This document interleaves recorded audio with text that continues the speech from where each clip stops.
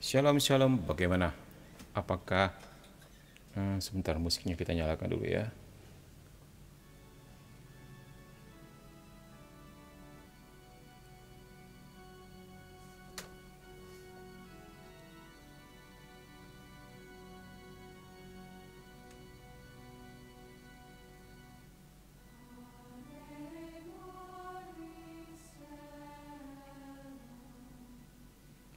Bagaimana? Apakah layarnya tidak cukup gelap?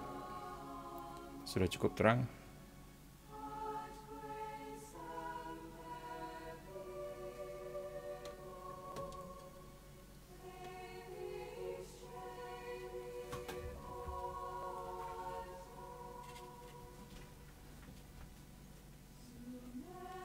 Salve juga, sebentar kita masih mau perbaiki ini ya.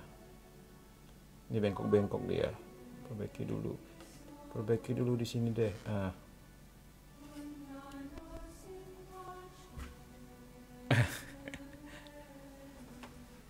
Ya begitulah.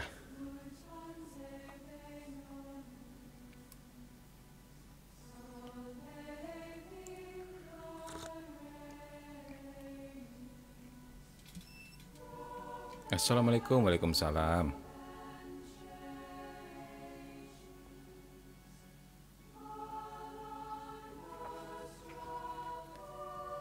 Selamat malam teman-teman Komsa semua. Apa kabarnya? Bagaimana? Apakah semuanya sudah balance? Baik suara maupun musik pada saat ini. Sebentar, Mimin mau hidupin lampu ya. Sepertinya ini masih agak gelap.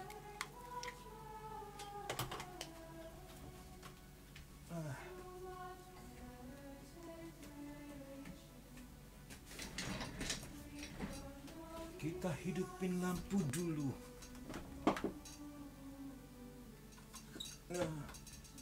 Oke.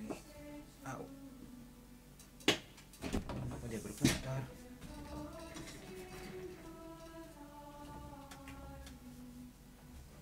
Baik. Oke, bagaimana teman-teman Komsah dimanapun Anda berada? Welcome, welcome. Yang baru datang, yang baru tahu mungkin ini adalah Katekismus Gereja Katolik. Bagaimana? Apakah stiker ini bisa kelihatan di layar Anda? Karena di iPad Mimin kepotong ini stiker. Tapi kalau di HP Anda ternyata cukup. Katekismus Gereja Katolik stikernya ini bisa terpampang dengan fit dan fix. It's okay. Saya Buddha Min, pingin belajar tentang Katolik tapi bingung mulai dari mana ya. Oke, baik. Nah, kebetulan ada teman kita Buddha di sini. Nah, hari ini kita sedang berbicara tentang hidup bakti. Mungkin agak mirip-mirip dengan para biarawati budaya. Oke. Mulai dari mana? Mulai dari mendengarkan aja dulu ya. Dengarkan dulu live-nya Mimin. Udah gitu kalau ternyata makin fix pingin menjadi Katolik. Nah, nanti bisa menghubungi sekretariat paroki terdekat, gereja Katolik terdekat dari rumahmu ya. Ciami Soro wes, Ciami suaranya sudah katanya. Oke. Romo ini mau bahas tentang apa? Ini kita membahas tentang sebentar ya. Very much. Oke, submit. Kita membahas tentang Katekismus Gereja Katolik, ini pendalaman iman ya. Setiap minggu malam kita selalu berbincang-bincang tentang pendalaman iman Katolik. Nah, kali ini kita menggunakan Katekismus Gereja Katolik. Masih banyak sekali PR kita nih, masih setebel ini. Ini intisari iman Katolik semuanya ya. Tebal sekali. Kita sudah mulai sejak tahun lalu. Bisa dilihat nanti hasil postingannya, hasil live-nya ini selalu akan Mimin posting di YouTube dengan nama yang sama, Komsa KKSM ya. Nanti silakan mampir ke YouTube-nya Komsa KKSM, oke? Di sana juga nanti silakan dengarkan mulai dari video-video pertamanya. Untuk teman kita yang Buddha bisa mendengarkan. Kan tadi bertanya mulai dari mana? Mulai dari video pertama tentang katekismus gitu ya. Nah, sementara tiap malam minggu pula, tiap malam Jumat kita membahas tentang demonologi, yaitu ilmu tentang iblis dan setan dan bagaimana mengusir, menghancurkan dan mengalahkan mereka. Nah, ya ternyata katekismus ini pembelajaran iman kita sangat gandeng sekali dengan bagaimana kita menghalau musuh-musuh rohani kita, yaitu kuasa kegelapan ya. Oke, kalau semuanya sudah tiba di sini dan sudah ready, kita bisa mulai dengan doa dulu, oke? Belajar dulu aja mengenai kekatolikan ya Romo. Iya, yes. Nah, panggil admin atau Mimin saja ya. Mimin di sini memang Komsa KKSM terdiri dari awam, juga pastor, juga suster di dalamnya, juga bantu-bantu kita di sini. Nah, tapi panggil admin atau Mimin saja, oke? Baik, kita mulai dengan doa ya. Dalam nama Bapa dan Putra dan Roh Kudus. Amin. Ya Bapa Surgawi, terima kasih untuk undangan-Mu kepada anak-anak-Mu yang datang pada malam ini, yang Kau izinkan untuk boleh berkumpul bersama pada live malam hari ini.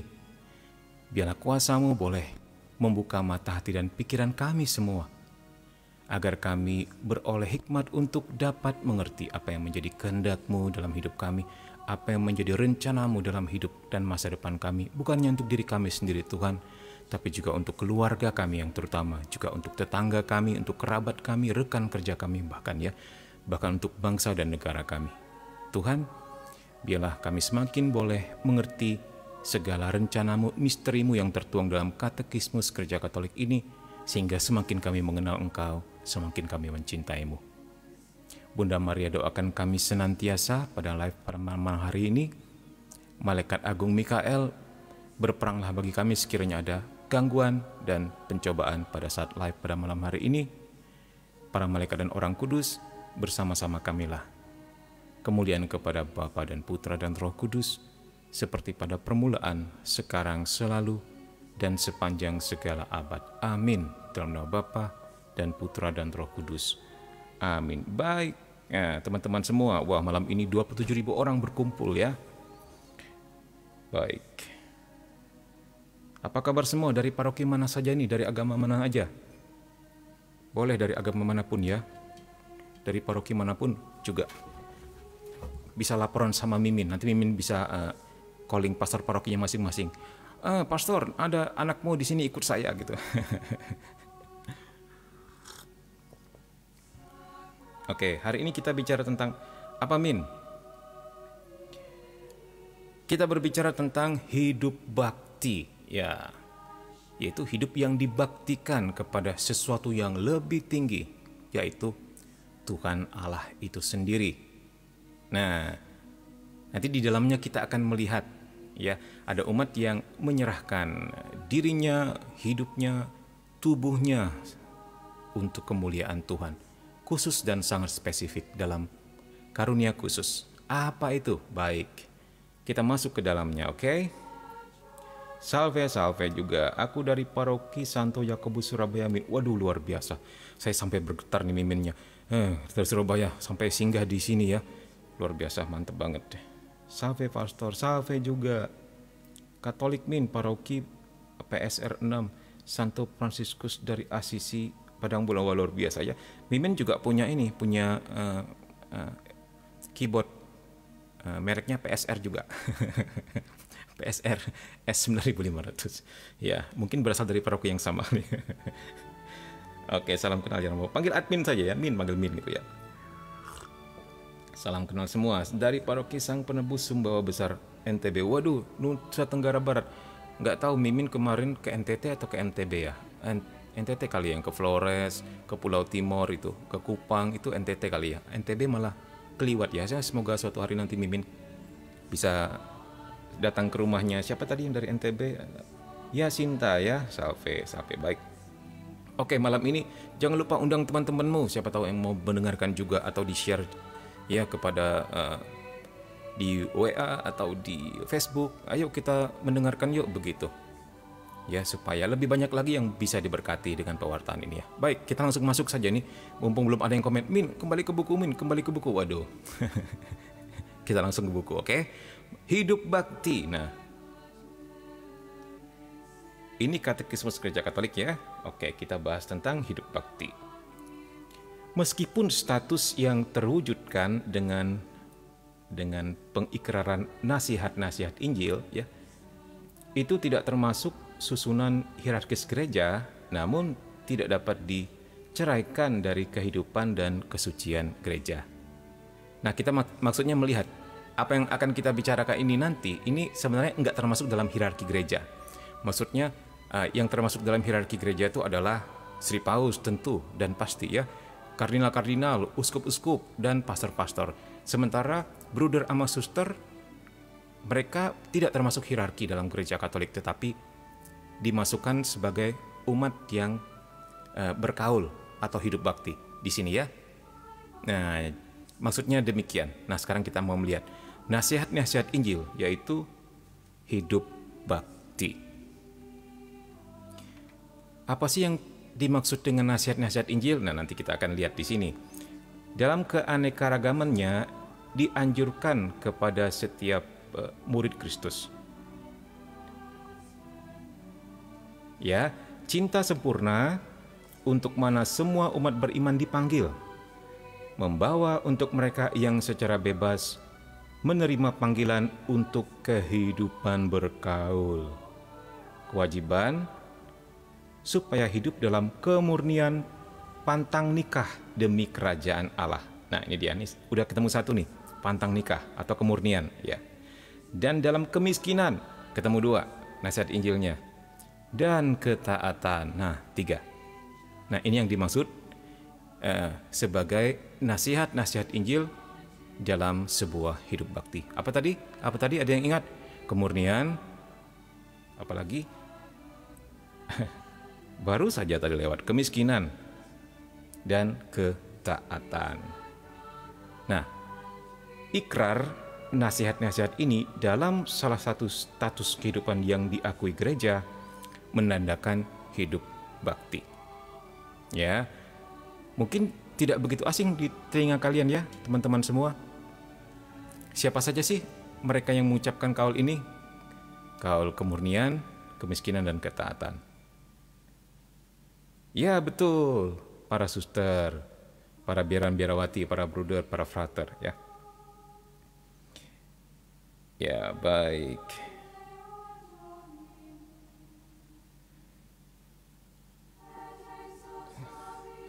Oh ya, sebentar ya, kita lihat nih kalian komen-komen apa aja nih, ada yang berantem nggak di sini? Selamat hari Minggu juga. NTT itu Mina. Dari Paroki Santo Lukas Pemalang Jateng, apa kabar Jateng? Baik, salve. Dari Paroki Sang Penebus Sembawa Besar NTB, salve. Oke, salam kenal ya semuanya ya. Mimin dari Paroki Santo Agustinus Kuburaya. Kuburaya itu di Kalimantan Barat, di samping Pontianak. Saya status masih Buddha, Min, tapi sering mendengar lagu Katolik. Rasanya kok damai ya, Min? Ya, puji Tuhan ya. Semoga ini adalah awal dari panggilan hidupmu. Baik. TikTok sekarang tenggelam ya, Min. Komentar pada tenggelam karena like, bukan karena pesan. Aduh, Mimin nggak tahu di. Kalian lebih canggih kalau soal TikTok. Mimin ini gaptek sekali ya. Ini karena dipaksa oleh diri sendiri untuk pewartaan. Jadi ya sudah begitulah.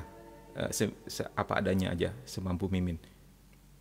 Aku dulu Islam, Kak. Latar belakangnya Islam karena lagu Katolik. Aku jadi Katolik, ya puji Tuhan ya. Ternyata lagu bisa juga menyentuh hati seseorang dan pada akhirnya membuat orang tersebut terpanggil untuk mengenal Kristus lebih dalam. Puji Tuhan ya. Tepuk tangan untuk teman-temanmu.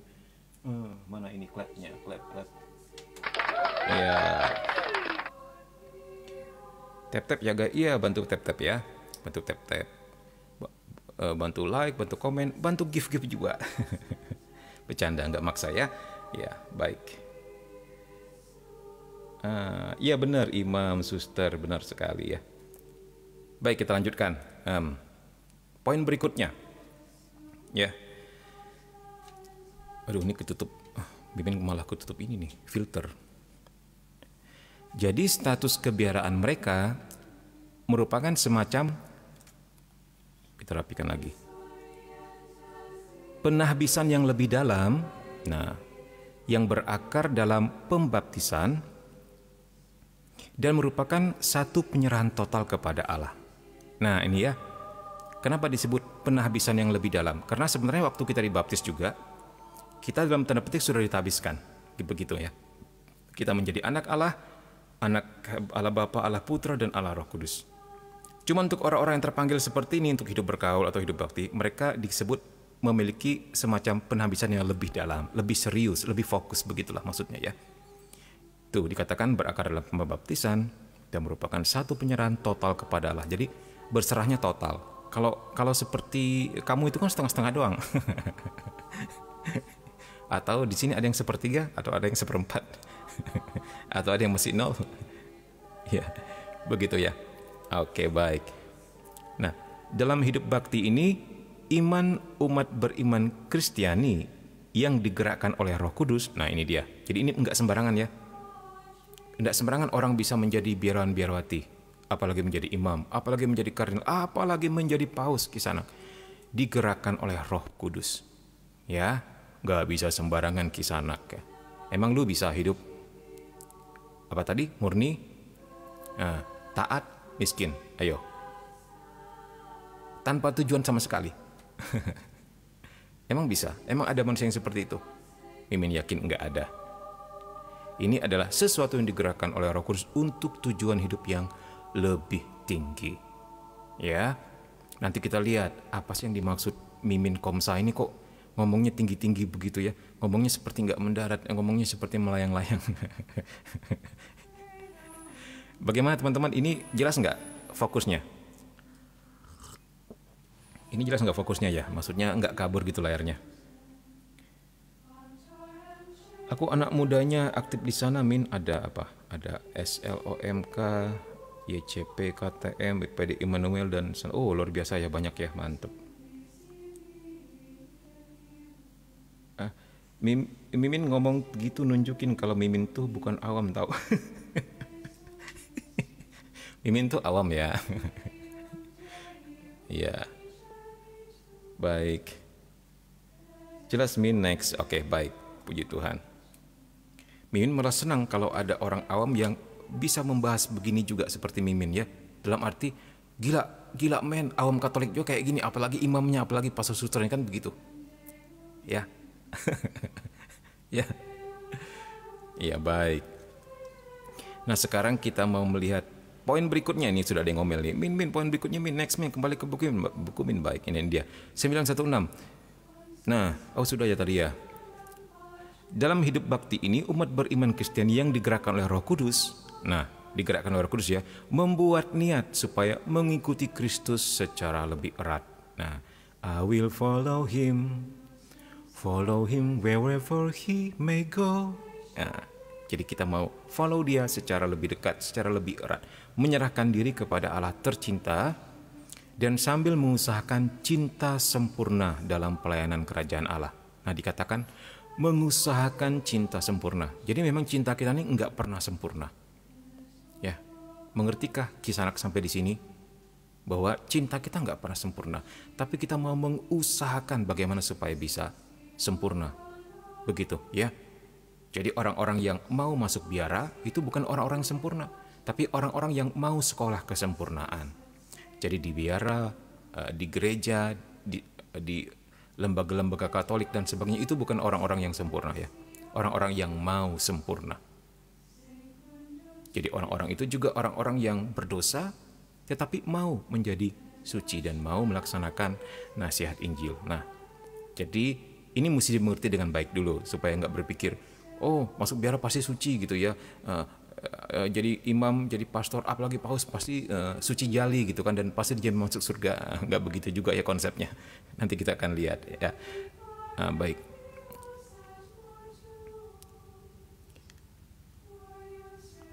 Sampai di mana tadi? Wah. Dan cara hidup seperti ini mempratandakan. Mempratandakan. Tahu nggak artinya ini? Mempratandakan. Oke, nanti kita bahas ya. Dan mewartakan di dalam gereja tentang kemuliaan dunia yang akan datang. Nah, ini dia. Jadi ini sebuah antisipasi kehidupan kekal. Jadi mereka telah menghadirkan bagaimana hidup murni, bagaimana hidup miskin, bagaimana hidup taat sebagai antisipasi kehidupan yang akan datang. Ya. Jadi mereka sudah ingin mencicipi cita rasa surgawi sudah sejak di dunia ini. Dan ini juga memberi kesaksian kepada kita bahwa Tuhan itu lebih penting dari apapun, bahkan dari hidup kita. Nah, ini arti kehadiran biarawan-biarawati di tengah-tengah dunia ini. Bahwa ada sesuatu yang lebih penting daripada dunia ini. Nah, kalian tahu kan baru saja aktor Transformer yang sangat terkenal itu, Shia LaBeouf itu masuk Katolik karena apa? Karena pada waktu itu sedang syuting pembuatan film ya, film Padre Pio, dan di mana dia menjadi tokoh utamanya. Jadi waktu itu dia sedang di dalam kejatuhan atau keterpurukan yang dahsyat dalam karir dan juga dalam hidup dan juga dalam percintaannya ya. Sampai dia katanya pisah dengan istrinya. Mimin nggak begitu ikutin kisah mereka ya, tapi dengar-dengarnya begitu gitu. Nah, kemudian galau juga, dan juga mungkin masalah keuangan atau ekonomi kali juga ya. Mimin nggak begitu jelas. Sehingga akhirnya dia mendapatkan tawaran gitu untuk main film Padre Pio ini. Nah, sebagai aktor yang benar-benar profesional, mereka akan survei dulu biasanya. Akan datang ke biara, akan datang ke gereja Katolik, akan konsultasi sama pastornya, dan sebagainya secara mendalam. Supaya film yang akan ditampilkan nanti benar-benar realistis. Nah, apa yang terjadi kemudian? Dia sampai tinggal bersama para biarawan Fransiskan ya. Di situ dia melihat sesuatu yang tidak pernah dia lihat sebelumnya. Kok ada ya katanya orang-orang seperti ini yang membaktikan hidupnya hanya untuk Tuhan. Dan mereka seolah-olah secara kokoh, secara pasti tidak tergoyahkan. Benar-benar melangkah ke satu tujuan, memandang kepada Tuhan saja, melebihi hidup mereka sendiri. Dan mereka tenggelam di dalam kebahagiaan karena itu. Itu benar-benar menyentuh hati saya katanya. Bahwa ternyata di dunia ini ada kehidupan yang lebih tinggi daripada apa yang kita hidupi sehari-hari. Sehingga ada orang-orang tertentu yang mau mengorbankan seluruh kesenangannya untuk memutuskan mengikuti Kristus sebagai antisipasi kehidupan kekal. Wow. Nah, pada akhirnya dia menjadi Katolik, dan tidak berapa lama ternyata dia juga barusan Krisma ya, tanggal 31 Desember kemarin. Dan kemudian dan filmnya udah selesai. Konon filmnya memang bagus ya. Terus belum sampai Indonesia kayaknya ya. Nanti kalau sudah sampai, kabarin Mimin ya, Mimin juga pengen nonton. Sesudah itu dia mengatakan juga yang sangat menyentuh. Saya ingin menjadi diakon permanen katanya. Wah, luar biasa ya.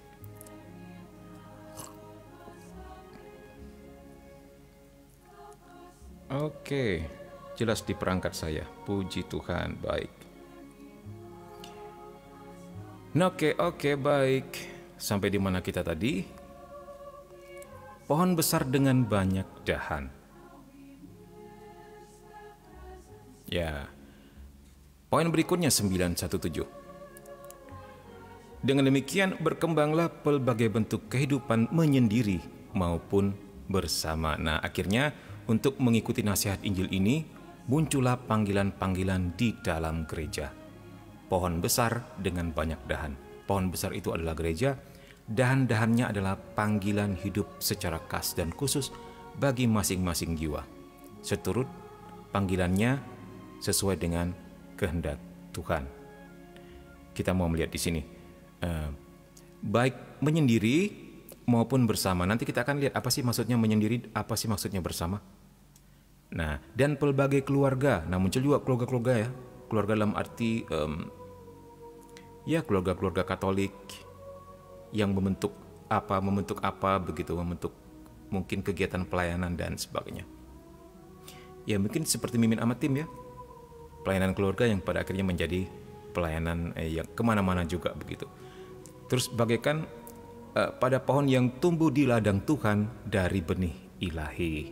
Nah, benih-benih ilahi ini akhirnya malah memunculkan pohon-pohon baru gitu ya, yang secara ajaib telah banyak bercabang-cabang. Itu semua menambah jasa sumbangan baik bagi kemajuan para anggotanya maupun bagi kesejahteraan seluruh tubuh Kristus. Nah, ternyata keanekaragaman panggilan ini, keanekaragaman bentuk ini, bentuk kehidupan untuk mengikuti nasihat Injil ini menjadi begitu banyak variannya. Ya. Dan itu memperkaya gereja, dan dikatakan di sini apa? Memberi sumbangan baik bagi kemajuan dan kesejahteraan seluruh tubuh Kristus. Saling melengkapi, saling memperkaya. Ya. Aktor yang mainkan juga aktor Hollywood Katolik yang taat Min, yaitu Mark Wahlberg. Aktor Hollywood yang sering dan bangga dengan tanda salib setiap saat. Shalom semuanya, salam juga. Film Fathers 2 juga bagus Min ceritanya. Iya, Mimin udah nonton itu keren itu. Mimin katekis Kak. Yes, ya, Mimin katekis online.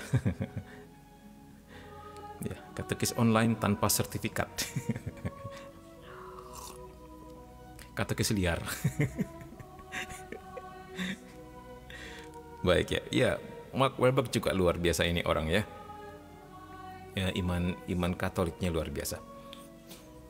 Patut dicontoh. Jadi suatu hari kalau kalian menjadi aktor atau menjadi aktris, nah, ingat itu ya, bahwa Mark Wahlberg telah menteladankan kepada kita bagaimana menjadi artis Katolik yang baik. Si siapa lagi itu tadi barusan, saya Labov ya, dan sebagainya. Konon Jim Caviezel ya, pemeran Jesus Christ di film Passion of the Christ itu juga Katolik, dan Katolik yang taat juga. Bahkan Mel Gibson sutradaranya juga seorang Katolik. Bahkan film The Chosen, si Jonathan Rumi itu Katolik juga ternyata. Wah, luar biasa. Oke, kita geser. Oh, belum ya, sebentar. Nah, di sini.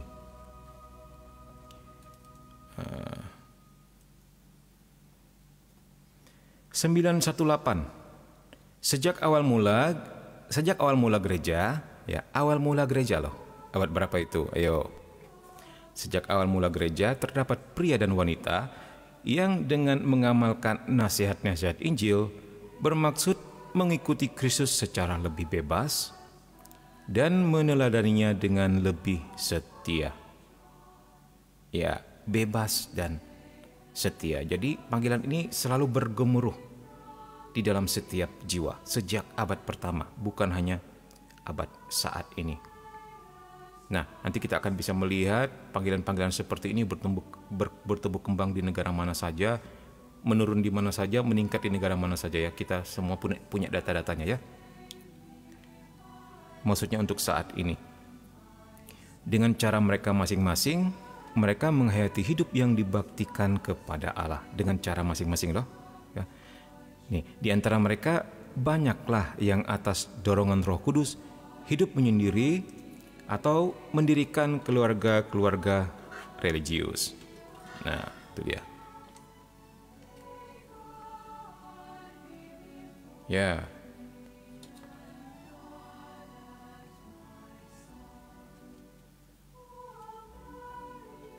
Ya, HP yang ini memang agak blur dikit ya. Nah, tapi semoga tidak mengganggu fokus. Yang penting masih bisa jelas tulisannya ya. Oke. Abad pertama Min, yes, baik. Kak Mimin namanya siapa? Namanya admin Komsa. Bukunya beli di mana Om? Nah, bukunya beli. Ayo teman-teman yang tahu di mana bisa beli buku ini, Katekismus Gereja Katolik. Kabari teman-temannya ya. Oke, baik. Mendirikan keluarga-keluarga religius dengan kewibawaannya, gereja dengan suka hati menyambut dan menyetujui cara hidup mereka. Keren ya gereja kita ya, dengan kewibawaannya loh. Dia menyambut cara hidup yang bermacam-macam dan begitu banyak varian itu. Ingat, cara hidup, pelbagai bentuk hidup, bukan pelbagai gereja. Gerejanya tetap satu, tetapi cara hidupnya yang banyak. Ya. Nah, dengan kewibawaannya gereja, dengan suka hati, bahkan sangat support untuk panggilan-panggilan hidup yang otentik seperti ini. Karena Roh Kudus berhembus kemanapun dia mau sepanjang segala zaman. Nah, nanti kita akan lebih mendalaminya di sini ya. Oke, baik, sekarang kita mau melihat 919. Uskup-uskup diosesan hendaknya berusaha supaya menemukan karunia karunia hidup, karunia baru hidup bakti yang dianugerahkan Roh Kudus kepada gereja. Nah, jadi uskup di sini dianjurkan untuk proaktif untuk melihat panggilan-panggilan tersebut, juga untuk menimbang apakah panggilannya otentik atau sekedar emosi sesaat atau sekedar orang-orang patah hati semua yang mau masuk biara. Seperti kalian-kalian ini. Bercanda ya, jangan marah sama Mimin. Atau sungguh-sungguh ini terinspirasi dari Roh Kudus. Nah, itu tidak mudah juga bagi uskup yang bersangkutan untuk mengakui, memberi izin, bahkan melanjutkannya ke tingkat kepausan. Itu selalu butuh proses ya. Bahkan biarawan Putri Karang Amat CSC sampai sekarang juga masih dalam tahap proses. Tapi sudah diakui di keuskupan, tapi belum sampai kepausan. Seperti itu loh. Jadi memang bertahap. Sudah puluhan tahun bahkan ya. Jadi memang tidak mudah kisah anak ya. Karena untuk melihat apakah ini panggilan benar-benar terverifikasi dari karya Tuhan atau bukan. Jadi biasanya para uskup akan menggunakan kalimatnya siapa itu, Gamaliel. Kalau ini dari Tuhan, biarlah maju terus. Ya. Kalau kita menghalanginya dan ternyata ini dari Tuhan, artinya sama saja kita melawan Tuhan. Tetapi kalau ini bukan dari Tuhan atau dari manusia, maka akan hancur dengan sendirinya seturut waktu. Nah, prinsip yang sangat bijaksana. Sambil tentu tetap diawasi dan melihat buah-buahnya ya. Jadi tidak sembarangan juga kisah anak. Memang uskupnya happy, bangga, ada begitu banyak panggilan cara hidupnya, tapi tetap dibimbing dan diverifikasi juga ya. Tidak dibiarkan begitu saja. Oke, baik. Mengakui bentuk-bentuk baru kehidupan bakti ini adalah hak tahta suci. Nah, dikatakan hak tahta suci. Pada akhirnya nanti kembali ke sana. Nah, ya, dan itu tentu ada dewannya untuk memutuskan, ya. Begitu.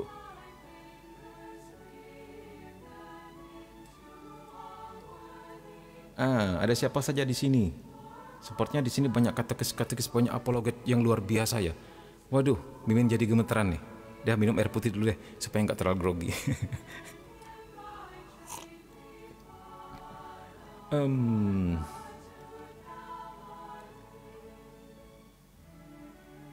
Iya, e-booknya juga ada, beli di Obor ada, di Gramedia ada nggak ya, nggak tahu. Dulu Mimin waktu sering jalan-jalan ke gereja-gereja paroki yang ada toko ala-ala devosinya, biasanya selalu ada nih katekisme gereja Katolik. Orang Katolik sebelum baca buku ini, ya setelah Alkitab tentunya, nomor 2 harus baca buku ini. Sebelum kalian sentuh buku ini atau baca buku ini, kalian belum Katolik sejati. Setidaknya paling tidak wajib punya buku ini, dan apakah lu bacanya kapan gitu, nyentuh aja, ya udah mantep itu. Ya semoga one day nanti terdorong untuk membaca 1 lembar, 2 lembar ya. Ini benar-benar buku yang luar biasa setelah Alkitab Kisah Anak. Ya, percayalah kata Mimin. Ya. Baik. Sampai di mana kita? Oke, mungkin sebelum kita lanjut sudah ada yang tertarik untuk menjadi biaran biarawati? Apakah Dinda, apakah Heyo? Min baru beli KGK kemarin, Min 300.000, tapi tebel banget. Jadi rada males. Aduh, ya memang bener, si John Giovanni bener. Mimin juga sebenarnya sama seperti teman-teman semua. Kalau nggak diwartakan seperti ini, males kita, bener sungguh. Tapi kalau cobalah kita bawakan dalam online gini, yuk kita bahas bersama, itu mengalir begitu aja dan makin lama makin asik. Coba tanya sama teman-teman yang stay dan setia dengan Mimin udah sejak setahun yang lalu. Mereka juga mengalami sukacita, happy, dan pengetahuan bertambah dan sebagainya. Seperti ada gerakan Roh Kudus di dalam hati mereka yang membuat mereka happy aja. Padahal ini berat loh. Berat. Tapi dibahas seperti ini sambil kita ngobrol-ngobrol santai, sambil ketawa ketiwi ya. Sambil kadang-kadang gibah juga. Itu happy. Ya, jadi baik juga kalian beli bukunya, kemudian pada waktu pas kita live seperti ini dibuka juga gitu ya. Siapa tahu ada yang mau dibahas bersama gitu. Ya, Mimin nggak tahu segalanya kok. Tapi dari pertanyaan-pertanyaan kalian yang pada akhirnya membuat Mimin lebih giat belajar lagi dan akhirnya mengajar diri sendiri juga ya. Oke ya, baik.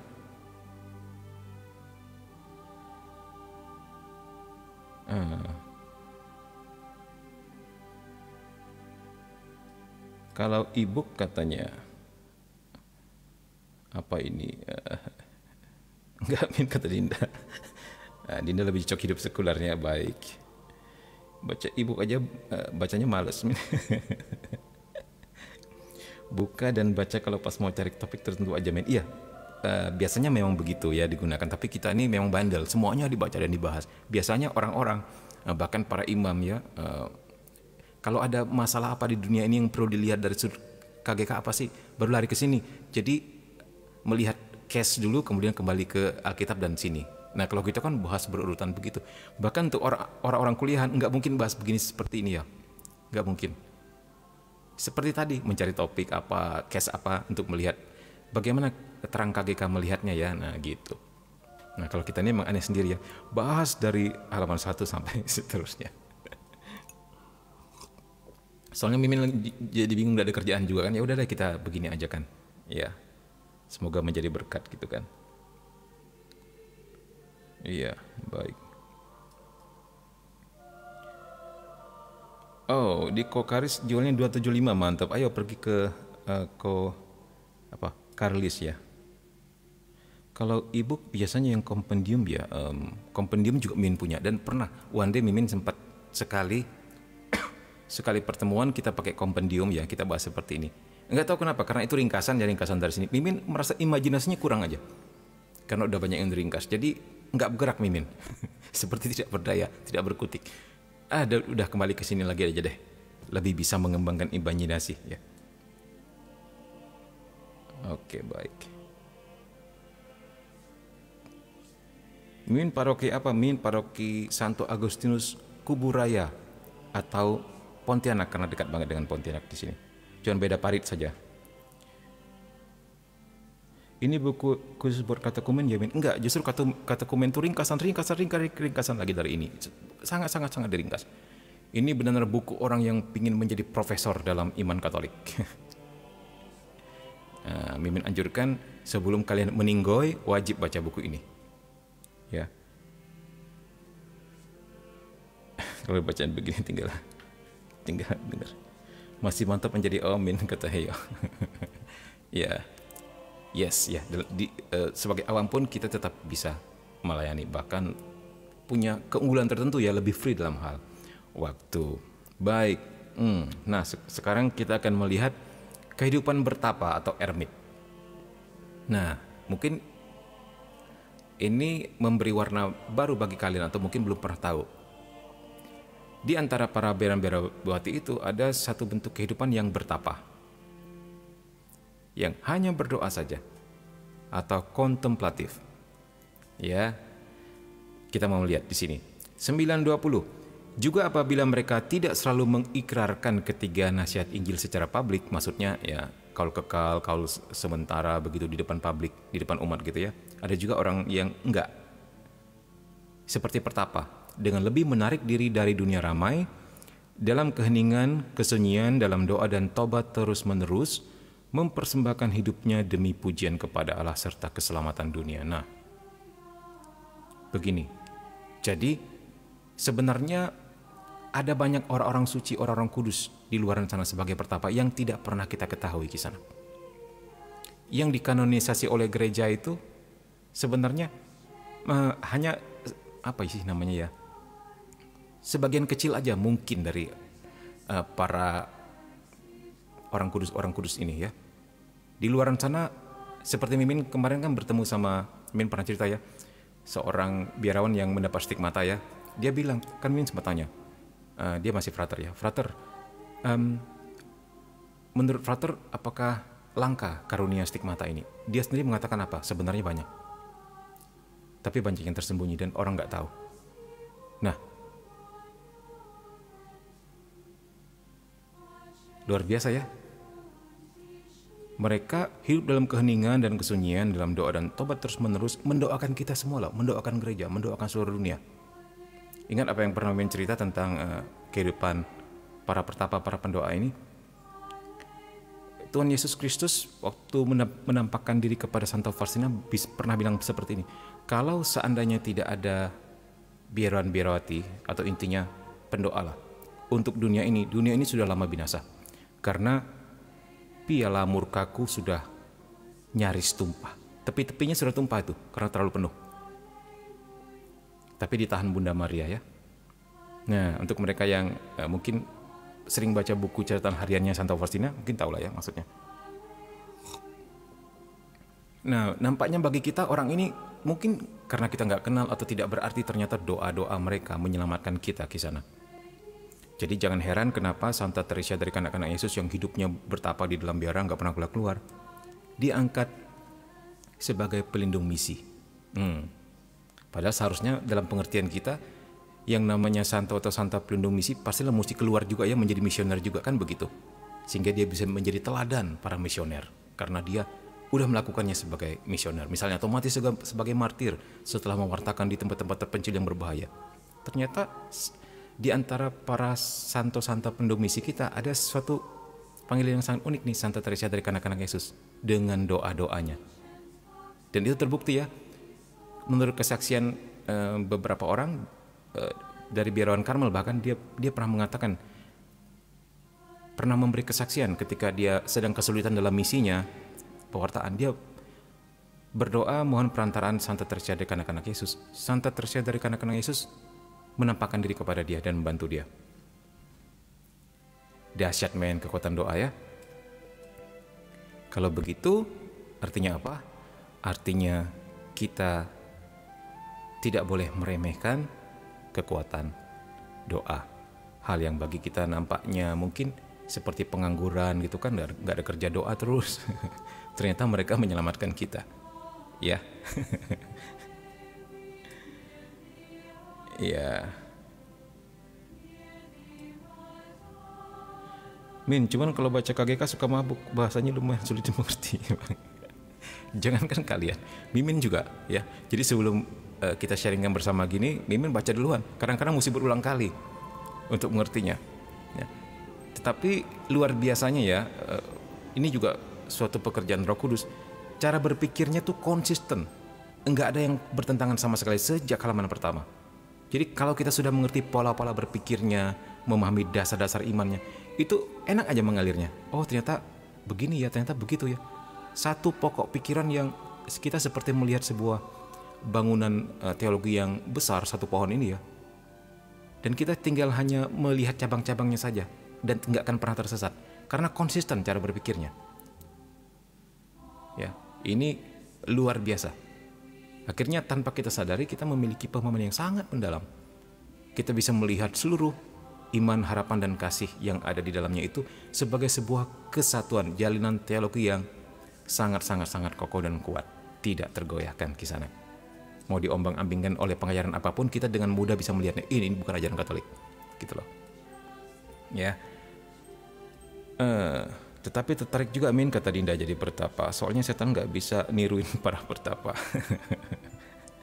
Ya, hidup di biara setahuku sangat ketat hidupnya Min. Dengarnya aja bikin kedaginganku bergetar. Wah, ini si John Giovanni ekses. Padahal Mimin tadi pikirnya FC itu frater ya, frater jenis apa gitu. Ternyata bisa bergetar-getar juga ya. Ya biarlah mereka yang menopang dunia ini, ya benar. Ya biaralah yang menopang dunia ini katanya. Itu Santa Teresa dari Lisieux, yes. Kalau ada rekamannya Min, pembahasan-pembahasan begini keren banget loh untuk bisa di-share ke umat Katolik. Ada, mampir nanti ke ini Mimin, ke YouTube Mimin dengan nama yang sama, Komsa KKSN. Ya, jadi setiap hasil live ini selalu Mimin share di sana supaya bisa dibagikan ke teman-teman juga ya. Ya memang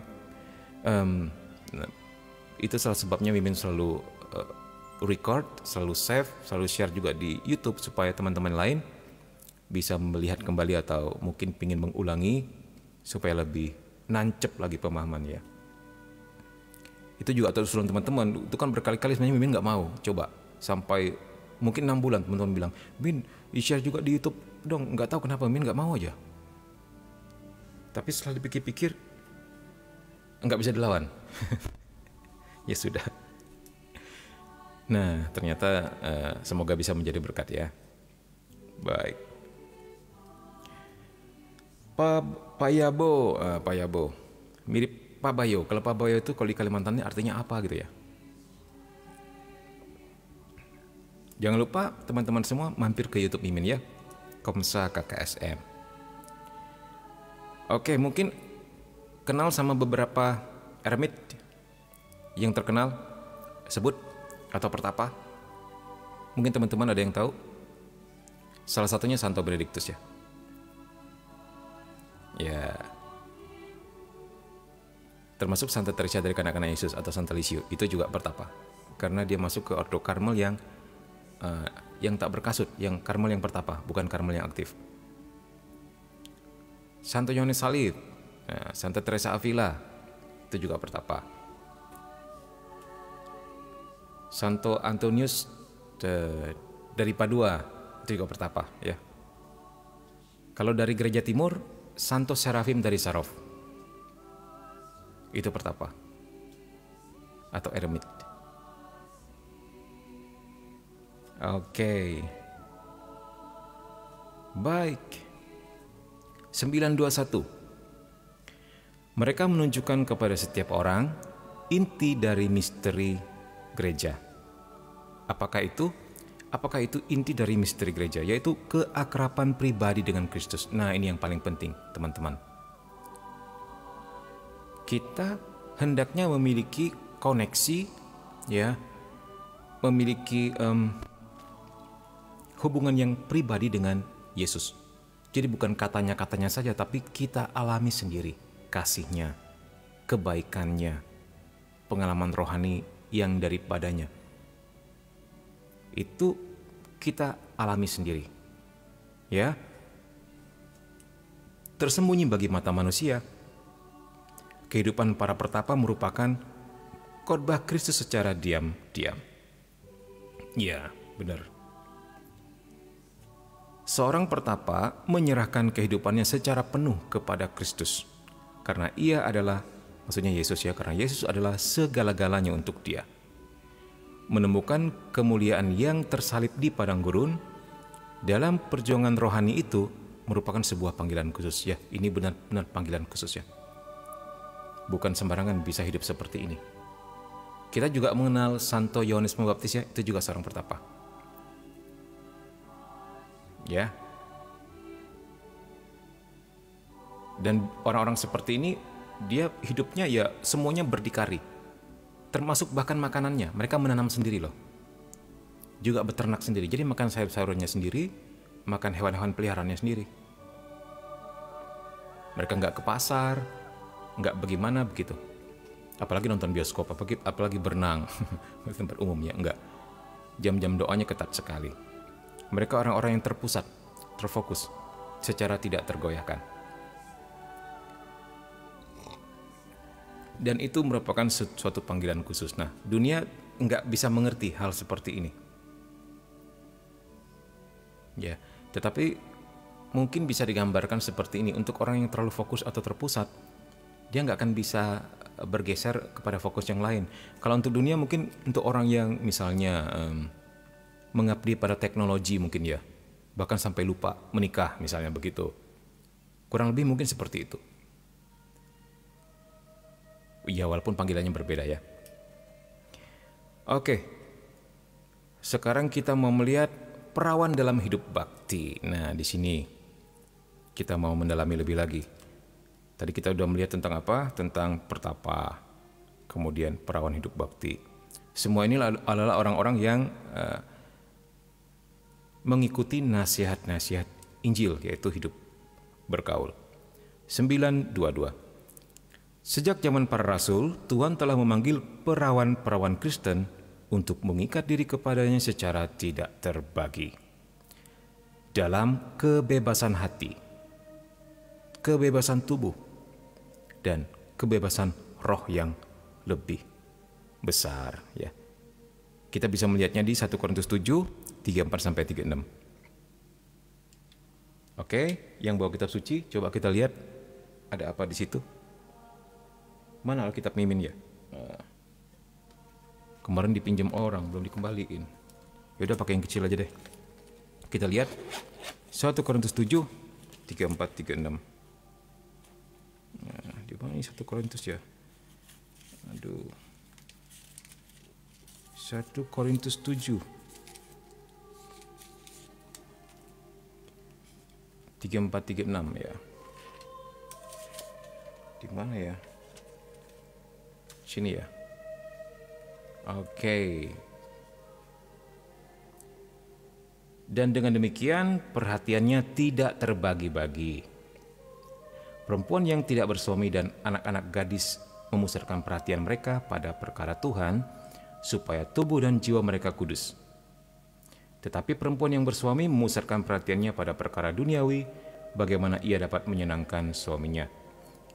Semuanya ini kukatakan untuk kepentingan kamu sendiri, bukan untuk menghalang-halangi kamu dalam kebebasan kamu, tetapi sebaliknya supaya kamu melakukan apa yang benar dan baik, dan melayani Tuhan tanpa gangguan. Nah, jadi sebenarnya dua-duanya baik ya.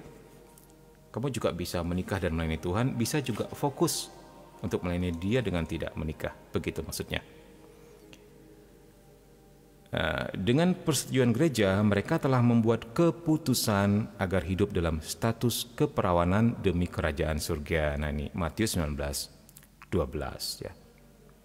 Jadi ini menggugurkan anggapan mereka itu sebenarnya kerasukan setan. Bukankah kitab Kejadian menganjurkan kita semua untuk menikah, beranak pinak? Bukankah ini melanggar perintah Tuhan?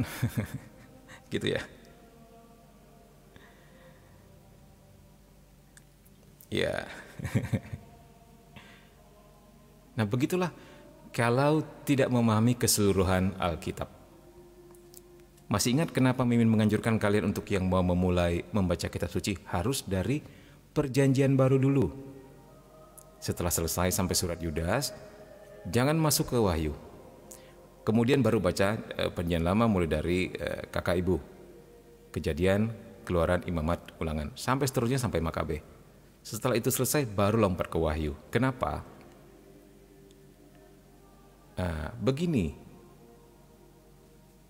pusat atau puncak iman kita adalah kebangkitan Kristus untuk orang Kristen, ya. Sehingga dari situ kita mulai melihat segala sesuatunya dalam terang ini. Nah, dari sini baru kita melihat ke Perjanjian Lama. Oh, ternyata begitu begini ya. Ternyata semua itu melambangkan pratanda ya akan Kristus yang akan datang. Kita melihatnya dalam terang Perjanjian Baru untuk melihat Perjanjian Lama. Nah, kalau Wahyu kan kita melihat ini gereja yang akan datang, eskatologis. Ya, kita melihat bagaimana tujuan gereja, bagaimana seperti Yerusalem surgawi, Yerusalem baru dan sebagainya begitu ya. Nah, sehingga kita nggak akan mengikuti plek ketiplek adat istiadatnya orang Yahudi, yang tentu memang benih iman kita dari mereka, tapi pohonnya berbeda. Sehingga kita tidak beribadat pada hari ketujuh atau hari Sabat, ya hal-hal seperti ini. Atau sehingga kita tidak memutuskan aku nggak mau makan darah, soalnya di Perjanjian Lama dilarang makan darah, atau makan binatang berkuku belah atau gimana. Nah seperti itu loh.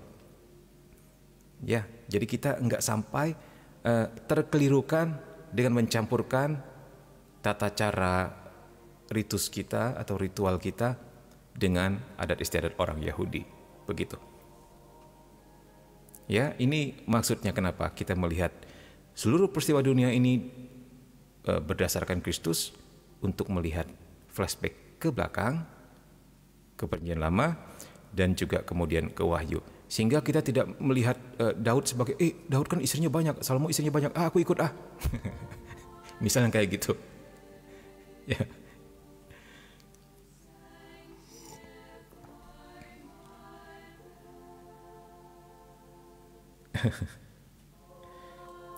Min, Paul sendiri selibat malah menganjurkan jadi jomblo. Ya jangan salah paham ya, Min tidak menganjurkan jadi jomblo di sini. Pada memang topik kita memang sedang membahas tentang kehidupan membiara ya. Tapi siapa tahu di antara kalian ada yang pada akhirnya, waduh, aku menjadi terpesona kepada Kristus nih. Aku ingin menyerahkan seluruh hidupku untuk Kristus. Wah, itu sebuah panggilan khusus. Itu mesti dibawa dalam doa ya, nggak sembarangan. mesti dibawa dalam doa. Karena memang kehidupan yang akan dijalani orang-orang seperti ini adalah kehidupan adikodrati. Ini mengatasi kodrat, bukan melawan kodrat. Ini hal yang berbeda ya, tapi mengatasi kodrat. Nah ini dia. Coba contohnya murni. Bayangkan kalau dari kodrat kita pingin sekali berketurunan gitu kan, pingin sekali berenak-enakan begitu kan, apalagi terus miskin. Padahal dari kodrat kita ingin sekali menjadi kaya, ingin sekali kalau bisa kaya sekaya-kayanya, menguasai dunia ini kalau bisa, mengkapitalisasi semuanya, menghalalkan segala cara, apalagi. Nah kemudian tadi sudah taat. Ini kan benar-benar menghancurkan kesombongan kita yang pinginnya selalu diperhatikan, pinginnya apapun yang kita perintahkan dan kita putuskan orang lain mesti ngikut. Sementara yang namanya taat, kita mesti menundukkan diri kepada sesuatu yang lebih tinggi, yang sudah kita putuskan bahwa itu baik. Walaupun kita tahu itu baik, tetapi tetap dalam perjalanan ke sana akan selalu muncul itu ketidaksetujuan, pemberontakan dan sebagainya. Artinya ketika kita memutuskan mungkin masuk biara one day ya, ternyata menurut kita pemimpin kita ini jahat nih, ini kayaknya kok jelek nih, aku nggak mau ikut dia. Nah kayak gitu nggak bisa. Dan itu memang menghancurkan ego, menghancurkan kesombongan. Tapi teman-teman semua, ketika kita semua berhasil menguasai diri kita dalam hal ini, itu luar biasa ya, itu luar biasa. Karena orang seperti ini orang yang hidup mengatasi kodratnya sebagai sebuah antisipasi kehidupan surgawi. Ada sukacita yang luar biasa dalam hati mereka yang enggak bisa kita mengerti. Dan tentunya rahmat Tuhan yang mengalir dalam hati mereka itu benar-benar membuat ceria hidup mereka. Kamu bisa melihat di wajah mereka, di sikap mereka ya, itu tidak bisa disembunyikan. Dan itu bukan main-main, bukan sesuatu yang dibuat-buat.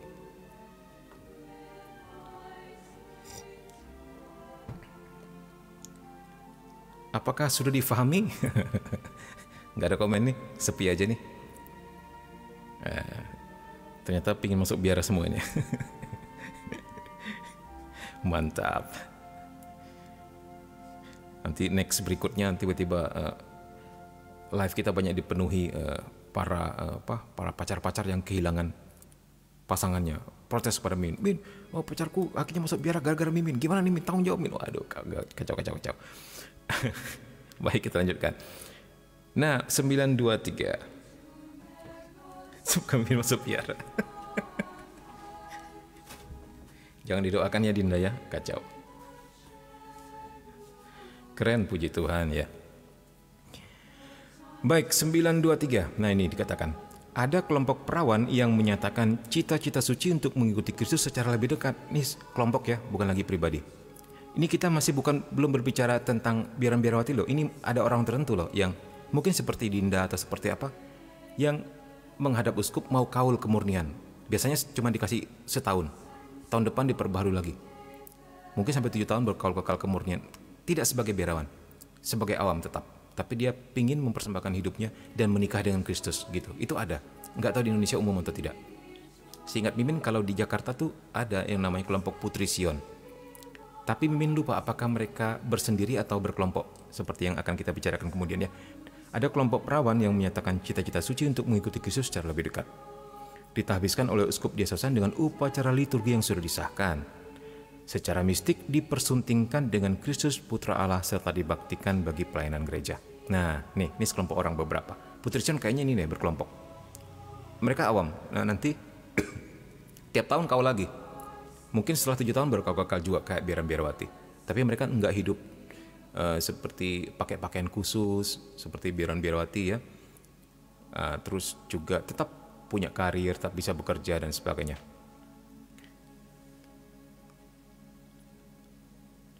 Serta dibaktikan bagi pelayanan gereja. Jadi mereka benar-benar melayani. Oleh ritus penahbisan perawan yang meriah ini, perawan ini menjadi pribadi yang ditahbiskan kepada Allah. Suatu tanda yang menunjukkan cinta gereja kepada Kristus dan suatu lambang tentang mempelai surgawi pada akhir zaman dan kehidupan yang akan datang. Nah, ini sebenarnya pralambang untuk berbicara kepada dunia. Nih, lihat nih dunia. Kalian tuh cuman sementara aja loh di dunia ini. kita semua itu harus hidup baik, hidup saling mengasihi, hidup murni. Ini lebih sebagai sebuah antisipasi kehidupan yang akan datang, menunjukkan kepada dunia bahwa ada sesuatu yang lebih tinggi daripada hidup itu sendiri, yaitu Kristus. Ya, itu dia. Baik, kita lanjutkan.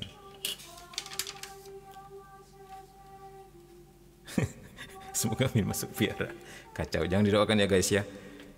Ini Dinda suka bercanda nih si Dinda.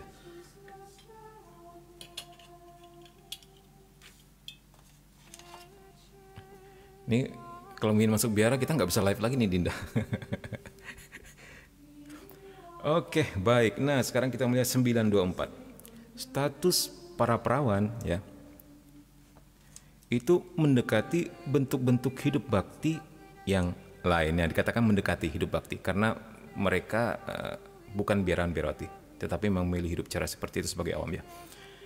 Jadi ia mewajibkan wanita di dunia ataupun mungkin suster gitu ya untuk hidup sesuai dengan statusnya dan karisma yang dianugerahkan kepadanya untuk berdoa, bersilih, untuk melayani saudara dan saudarinya, dan untuk merasul. Nah, jadi benar-benar fokus dalam pelayanan gereja seperti berdoa, bersilih, dan melayani saudara-saudarinya. Ini mereka akan memberikan sebuah pelayanan yang tentunya sangat berarti bagi parokinya ya, pasti.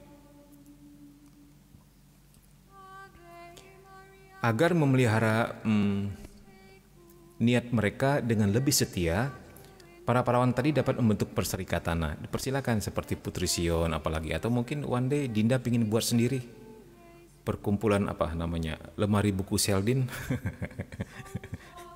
atau Heo mungkin pingin buat kelompok sendiri gitu kan ya. Bahkan kalau kita melihat seperti Romo Yohanes dalam ceritanya yang pernah Min baca ya, beliau ketika memutuskan, beliau sebenarnya Karmel yang aktif sebelum menjadi kontemplatif, mendapatkan panggilan khusus setelah pulang dari kuliah di mana, begitu benar buku yang Min baca. Begitu kembali lagi ke Indonesia, dia lapor kepada pemimpinnya, ingin memilih hidup sebagai eremit atau pertapa gitu kan. Nah kemudian sambil mengajar, dia setengah-setengah, dia dosen juga waktu itu, setengah-setengah. Lama-lama memutuskan untuk full bertapa, jadi punya tempat sendiri begitu. Nah ternyata lama-lama banyaknya pengen ikut, satu persatu orang datang, dua per dua orang datang, baik dari para wanita maupun para pria. Akhirnya jadilah Putri Karmel kayak gitu-gitu loh. Ini memang apa ya namanya ya, mengalir begitu saja secara alami. Kalau kita punya niat, aku pengen bikin biara itu sepertinya nggak ada yang jadi. Bahkan Mother Teresa juga begitu ya. Dia pengen hidup, mengabdikan hidupnya kepada orang yang miskin dari yang paling miskin. Dan akhirnya murid-muridnya ikut dia. Nah jadi kalau memang Roh Kudus sudah bekerja, dia bisa menyentuh setiap hati, dia bisa buka jalan bagaimanapun caranya. Nggak pernah kita mengerti. Itu luar biasa. Dan jika itu sungguh-sungguh pekerjaan Tuhan, itu akan bertahan selamanya di sana. Nggak akan hancur di tengah jalan. Karena ada juga yang hancur tengah jalan, ada ya. Mungkin bahkan lebih banyak daripada yang lolos. Ya karena memang mungkin sungguh bentukan manusia diciptakan karena sebuah emosional atau politik atau kepentingan pribadi belaka ya. Tetapi kalau itu sungguh-sungguh dari Tuhan, mau digempur seperti apapun, mau dihalangi seperti apapun, selalu menemukan jalannya. Jadi kita harus tetap nempel sama Tuhan, harus tetap percaya kepada penyelenggaraan ilahinya, dan enggak usah pusing. Ketika kita sudah menyatukan visi misi kita dengan visi dan misi Tuhan, enggak usah pusing. Tuhan akan menyertai sampai akhir zaman. Amin. Ya.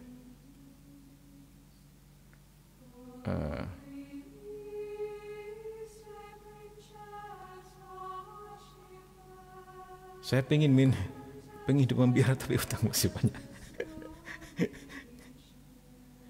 Iya.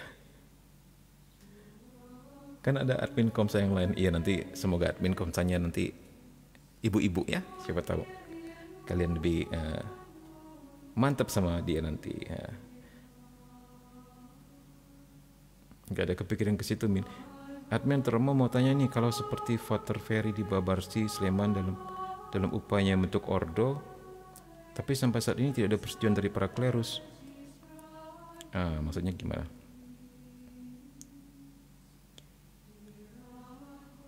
Dari John, jangan ditahan-tahan Kak Dinda, siapa tahu mendirikan kongres biarawati. Ya, oh begitu, maksudnya sampai sekarang belum ada persetujuan dari para klerus ya. Tadi siapa namanya? Frater Ferry di Barbarsari Sleman. Jadi dia ingin bentuk kongregasinya sendiri. Enggak apa-apa, biarkan saja dulu. Biasanya uskup akan melihat apakah ini pekerjaan manusia atau apakah pekerjaan Tuhan. Dibiarkan saja dulu. Ya, kalau dari Tuhan dia akan berjalan dengan sendirinya. Kalau dari manusia akan terontok dengan sendirinya kok. Nah, sambil tetap diawasi, dilihat, ya, sambil tetap diawasi, nggak bisa dibiarkan begitu saja. Tetapi bahwa ada niat untuk hidup dengan cara yang khusus seperti ini, hendaknya para uskupnya support, ya, support. Dikatakan tadi sebelumnya ya, support, happy, bahagia, dan berusaha menemukan bentuk-bentuk baru. Tadi kan sudah kita lihat di artikel sebelumnya ya. Ya, tapi tentunya tetap diawasi juga. Nah, biasanya akan lebih mudah untuk apa ya, kepengurusannya ke keuskupan kalau orang yang bersangkutan bisa menghasilkan juga dari hidup sendirinya itu. Apakah dia maksudnya beternak, apakah dia memiliki kebun sayur, begitu-begitu loh. Jadi nggak menjadi beban keuskupan, maksudnya begitu. Jadi one day kalau kalian pingin seperti Frater Ferry, perhatikan hal seperti ini ya.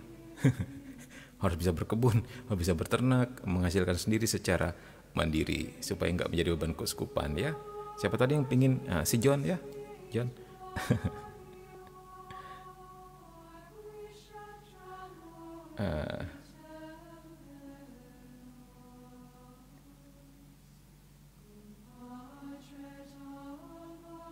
Sudah lebih dari 20 tahunan tuh, ya biarin aja, nggak apa-apa. Sambil dilihat, bagaimana pengikutnya banyak tidak? Pengikut Frater Ferry-nya. Teman Mimin bahkan mendirikan ini, biara di Purwokerto. Romo Maksi, mungkin tahu. Itu teman Mimin, Romo Maksi. Jadi waktu itu banyak juga orang ke sana ya, dia mendirikan pertapaan kerit ya untuk awam, pertapaan awam di Purwokerto. Mimin belum dapat kabar dari beliau lagi sekarang. Dulu Mimin punya WA-nya. Jadi kadang-kadang dia suka bimbing Mimin, mengirim tentang apa permenungan-permenungannya. Mimin senang sekali, happy sekali ya. Sekarang belum ada kabar lagi dari beliau. Semoga sehat selalu. Ya. Pertapaan Kerit kalau nggak salah namanya. Banyak juga itu yang ikut dia waktu itu ya. Termasuk frater yang Mimin cerita tadi yang dapat stigmata, pernah juga 6 bulan di biaranya dia. Sebelum akhirnya masuk Fransiskan.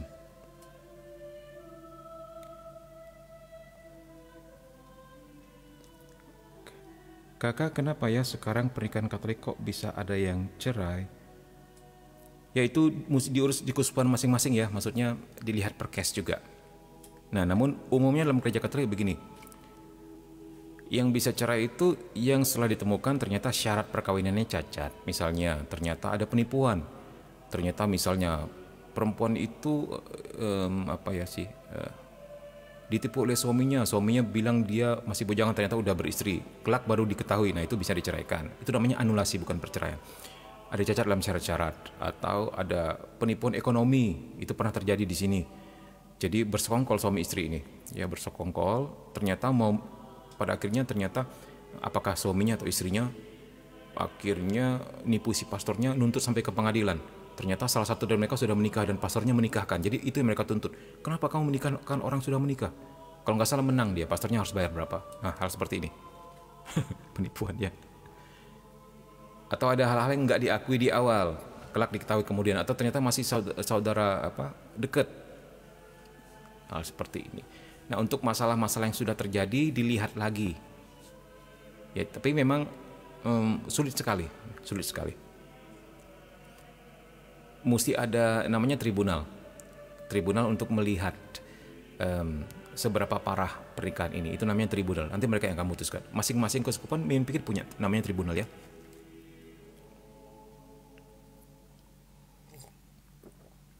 Iya begitu.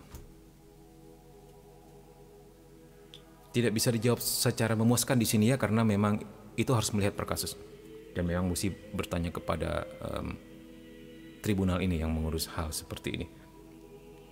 Bentuk pelayanan Father Ferry itu begini pendampingan mahasiswa, keren banget ya. Mantap Father Ferry, semoga one day bisa benar-benar diakui ya. Kita doakan sama-sama juga. Anulasi maksudnya anulir, dibatalin, seperti orang membatalkan gol. Dianulir golnya karena nggak sah gitu loh. Apakah ini suara Romo Aba? Puji Tuhan kalau mirip Romo Aba ya. Amin.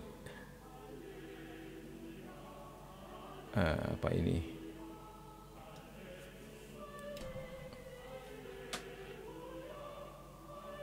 Haleluya. Wah mantap, ada 400.000 malam ini, luar biasa. Nah masalahnya nggak ada ngikutin ya.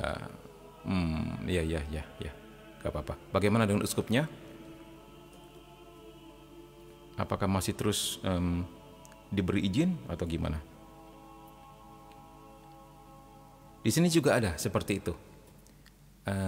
Suster Belas Kasih, Mimin kenal. Nggak begitu jauh dari tempat Mimin. Begitu juga. Dia keluar dari biara sebelumnya dan kemudian mendirikan biara sendiri. Sempat punya pengikut, nah kemudian ternyata bubar. Mungkin pengikutnya nggak kuat atau gimana. Ya, jadi sekarang pendampingan ke OMK, ya. Dan tentu kita doakan semoga bisa berkembang, ya, dan bisa punya pengikut kembali ya. Karena suster ini mendampingi OMK juga bagus sekali, ya. Sambil ya udah kita tunggu aja. Ya belum sampai sesenior 20 tahun begitu suster ini ya, baru 5-6 tahun gitu. Tapi semoga one day nanti kita nggak mengerti bagaimana biarlah Roh Kudus berembus seturut kehendaknya. Oke, baik. Kelalaian dalam penyelidikan kanonik bagaimana tuh?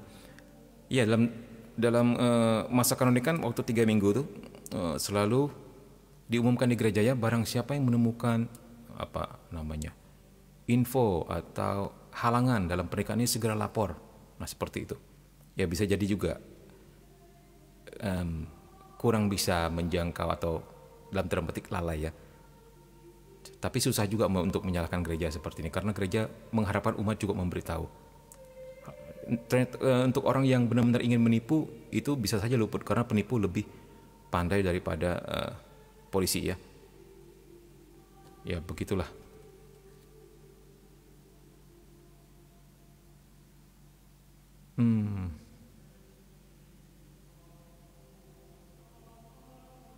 Ini sedang edukasi tarekat baru. Wah, kacau nih. Aduh. Secara resmi belum ada sih katanya. Oke, baik. Oke, baik, kita lanjutkan. Ini sudah mulai ada yang berpikir siapa tahu ingin bikin biar. Ini kita bicara tentang hidup bakti. Ya, kita bicara tentang katekismus. Nah, kemudian malam ini temanya tentang hidup bakti. Ya udah kita bahas sama-sama. Baik, sekarang kehidupan membiara. 925. Nah, kemarin kita sudah melihat tadi barusan tentang perawan dalam hidup bakti, terus kehidupan eremit. Nah, sekarang kehidupan membiara seperti apakah itu? Kehidupan membiara muncul dalam abad-abad pertama kekristenan, ya. Kurang bergeser ke kiri, sorry. Kekristenan Timur Tengah, ya.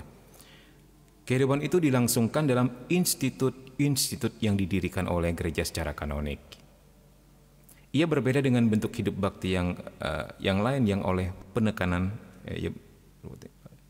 Ia berbeda dengan bentuk hidup bakti yang lain karena penekanannya pada ibadat, ikrar nasihat-nasihat Injil secara resmi, hidup dalam persekutuan persaudaraan dan kesaksian tentang persatuan Kristus dengan gereja. Nah ini bicara tentang biara beneran. Kalau sebelumnya kan tentang hidup bakti atau tentang eremit yang bisa jadi sendiri atau bisa jadi sama-sama gitu ya. 926. Kehidupan membiara termasuk misteri gereja.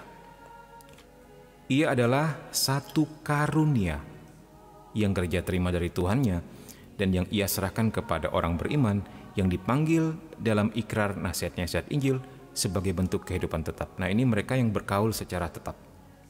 Ya. Kaul sementara, kaul kekal, begitu. Dengan demikian gereja dapat memberikan kesaksian tentang Kristus dan mengenal diri sebagai mempelai penebus.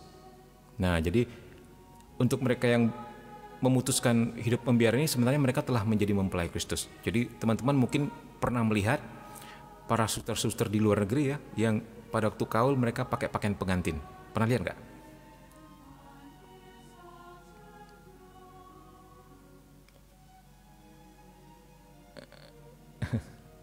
Ini Romo atau Frater, ini awam saja ya. Ini awam saja yang sok tahu tentang kehidupan membiara.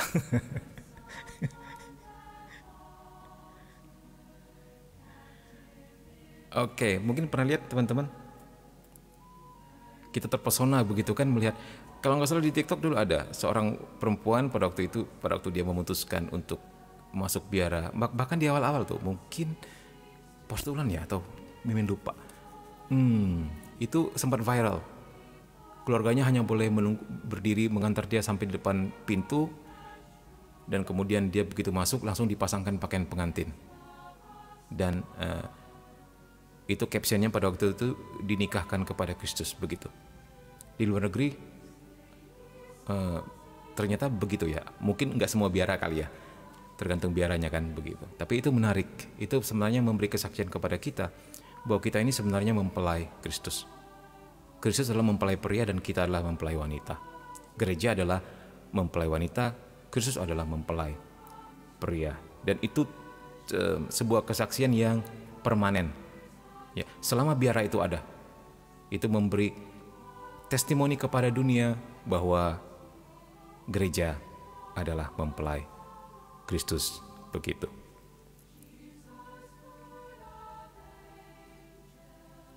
Mana lagi ya? Dengan demikian gereja, sudah, kehidupan membiara dalam berbagai bentuknya harus menyatakan cinta Allah dalam bahasa zaman kita. Ya, menyatakan cinta Allah dalam bahasa zaman kita.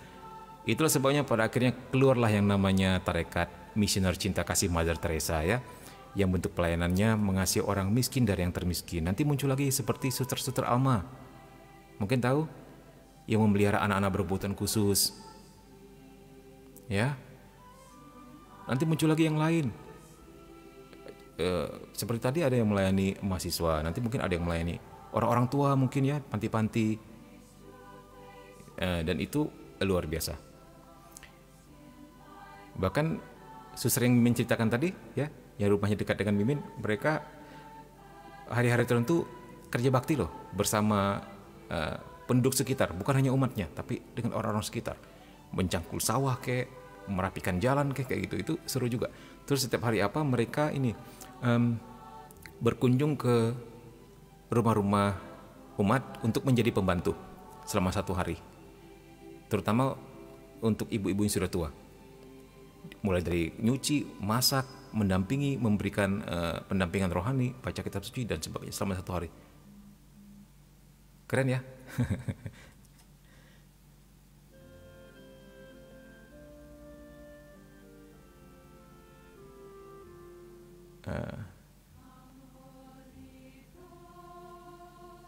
Nggak pernah gitu emang Yamin, maksudnya gimana?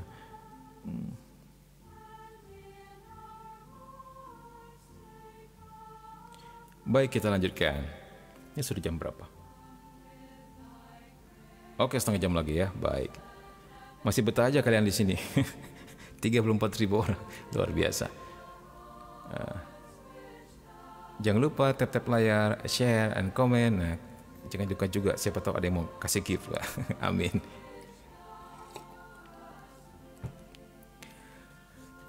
Nah, kita lanjutkan 927.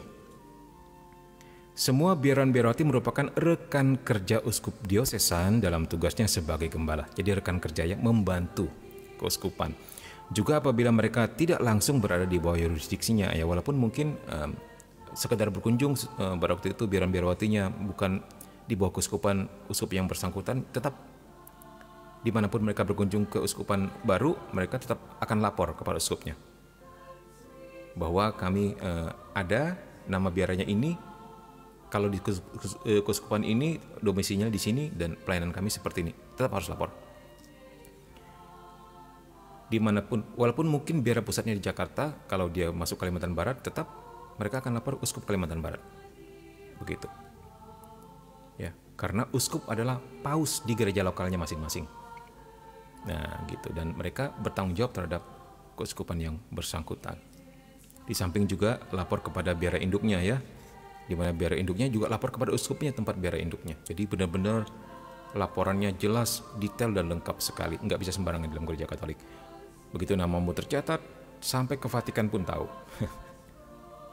Nggak bisa lari kemana, kisanak. Ya.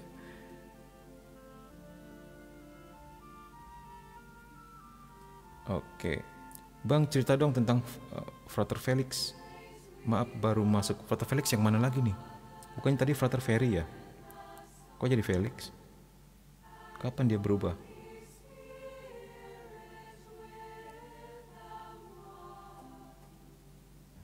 Min dari keuskupan mana? Keuskupan Mimin masuk keuskupan Agung Pontianak.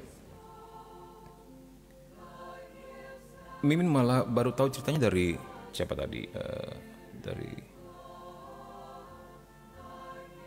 siapa tadi ya? Dari saya punya apa tuh? Mimin malah baru tahu ya. Ya, nanti boleh DM ke dia bagaimana ceritanya. Siapa tahu kamu juga pingin bantu. Ya, pingin bantu Frater Ferry-nya.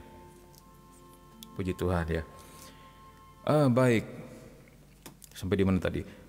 Untuk menanamkan dan mengembangkan gereja, maka sejak tahap awal evangelisasi, maksudnya sejak tahap awal pewartaan, perlu ada hidup membiara dalam segala bentuknya. Yes, itu benar sekali.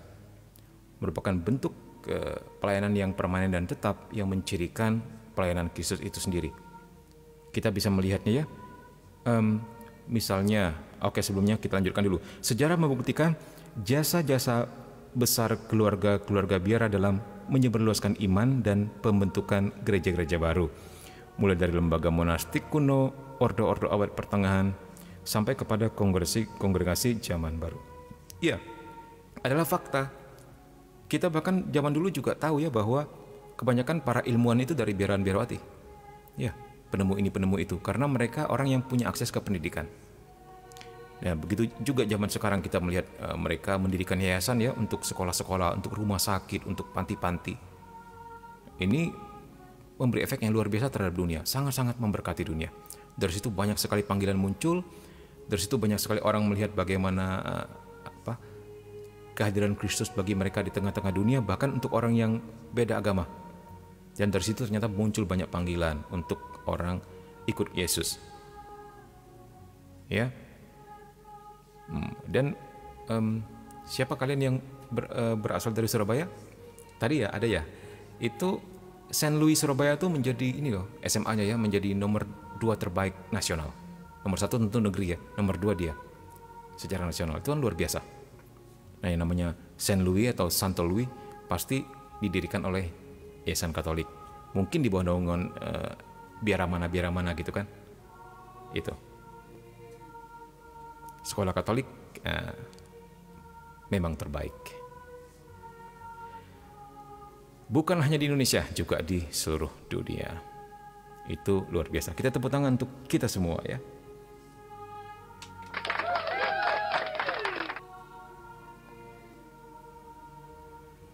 Sebentar.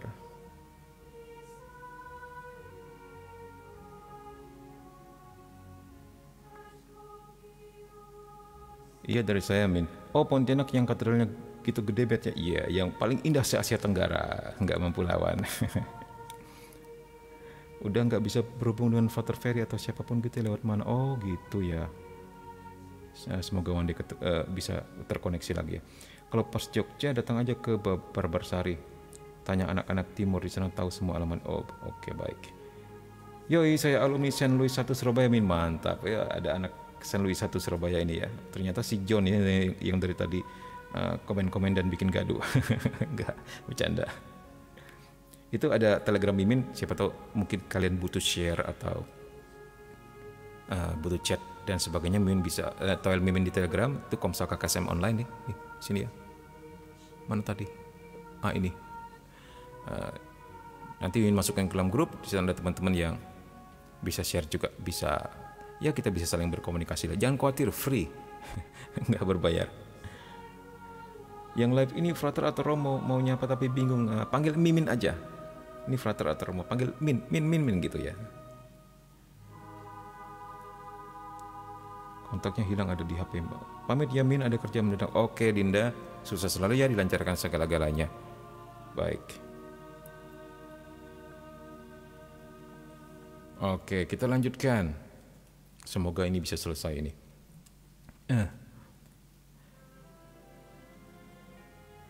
Sampai di mana tadi? Ya ini ya, benar-benar bahwa benar-benar dalam evangelisasi kehadiran biara itu sangat perlu. Bahkan rumah sakit ya, rumah sakit Katolik itu biasanya suster siapa kek? Kalau Ursulin itu terkenal pendidikan. Rumah sakit apa gitu ya? Agustinus, suster Agustinus rumah sakit yang di Tumpang Malang ada, di Ketapang ada, begitu dan sebagainya. Itu pewartaan yang benar-benar terus-menerus dan permanen untuk dunia, nggak pilih-pilih loh. Dan itu bagus karena pada akhirnya orang bisa melihat terang Kristus lewat pelayanan-pelayanan mereka. Itu memberi kesaksian kepada dunia, mewartakan kasih Kristus sendiri kepada dunia. Dan itu ternyata membuat banyak orang tersentuh dan akhirnya mengenal Kristus ya. Dan ikut Yesus, itu yang terpenting. Baik. Kita lanjutkan. 929. Terima kasih ya tetap stay dan tetap setia di sini walaupun materinya sangat berat luar biasa, tapi kamu secara tidak tergoyangkan, bahkan jumlahnya makin bertambah. Menurut Mimin aneh sih, karena kita bukan joget-joget, bukan nyanyi-nyanyi. Ini hal yang sama sekali tidak ringan ya. Baik, itu berkat sih, itu berkat yang tidak kecil bagi kita semua ya. Oke, oleh kehidupan yang secara sempurna dan penuh terarah kepada kekudusan. Oh, bukan ya. Lembaga sekuler, kita belum masuk sini, lembaga sekuler. Sorry. Di sini.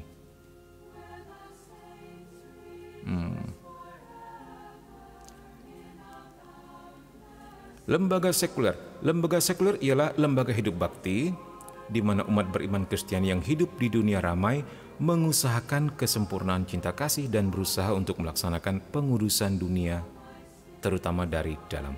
Nah, termasuk sekolah-sekolahan, maksudnya yang bukan dididikan oleh para biarawati, oleh orang seperti kita nih, oleh awam ya. Didikan yayasan Katolik misalnya. Nah, di sini kita bisa mewartakan nilai-nilai Injil.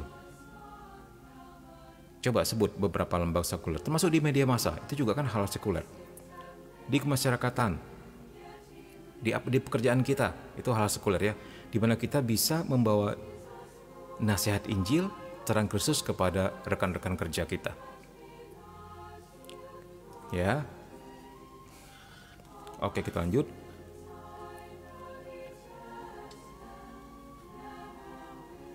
(929) Oleh kehidupan yang secara sempurna dan penuh terarah kepada kekudusan, para anggota lembaga ini mengambil bagian dalam tugas penginjilan gereja di tengah masyarakat dan bagaikan dari dalam masyarakat. Jadi di tengah dan dari dalam masyarakat.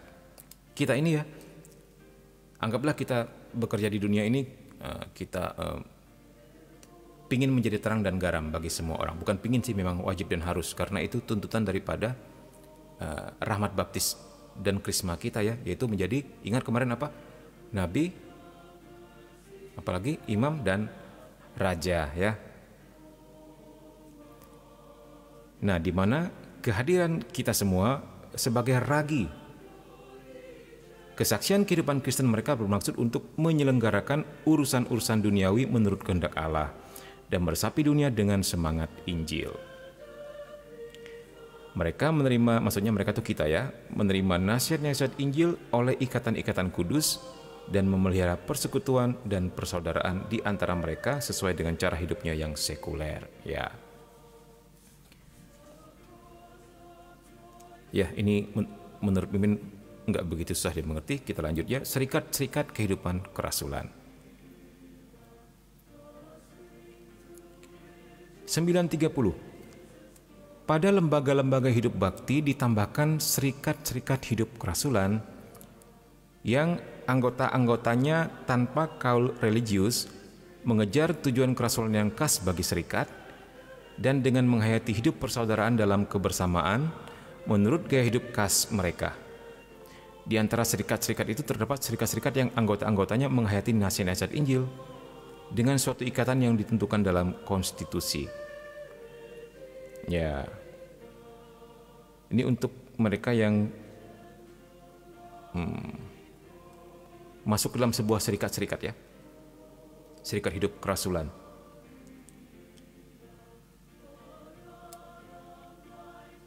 Oke, kita lanjutkan tahbisan dan perutusan.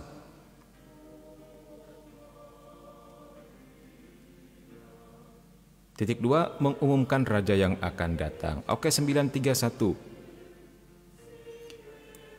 Orang berbakti kepada Allah yang sudah menjadi milik Allah melalui pembaptisan menyerahkan diri seluruhnya kepada Allah yang ia kasih di atas segala sesuatu. Oke, ya. Dengan demikian ia dibaktikan secara lebih dalam kepada pelayanan Allah dan ditentukan untuk kesejahteraan gereja. Oleh status pembaktian kepada Allah, gereja memberi kesaksian tentang Kristus dan menunjukkan bagaimana Roh Kudus bekerja di dalamnya secara mengagumkan. Mereka yang mengikrarkan nasihat-nasihat Injil pertama-tama mempunyai tugas supaya hidup sesuai dengan kebaktiannya. Tetapi justru karena membaktikan diri kepada pelayanan gereja dengan pengurusan dirinya itu, mereka berkewajiban untuk berkarya secara khusus dalam kegiatan misioner dengan cara yang khas bagi lembaga mereka sendiri. Nah, ini bicara tentang imam ya, tentang pastor. Nah, dikatakan di sini apa? Yang sudah menjadi milik Allah melalui pembaptisan, kemudian mereka berkaul, intinya begitulah ya. Dan akhirnya dibaktikan secara lebih dalam kepada pelayanan tersebut untuk kesejahteraan gereja. Mereka memberi kesaksian tentang Kristus dan bagaimana Roh Kudus bekerja di dalamnya secara mengagumkan, menunjukkan kepada dunia ya. Mereka yang mengikrarkan ya, pertama-tama tugas. Oke. Nah, akhirnya mereka berkewajiban untuk berkarya secara khusus dalam kegiatan misioner. Pada akhirnya para imam ini akan memiliki pelayanannya masing-masing. Nah, kita semua mengenalnya beberapa romo yang aktif di dunia online. Siapa aja? Romo Abba, romo siapa lagi?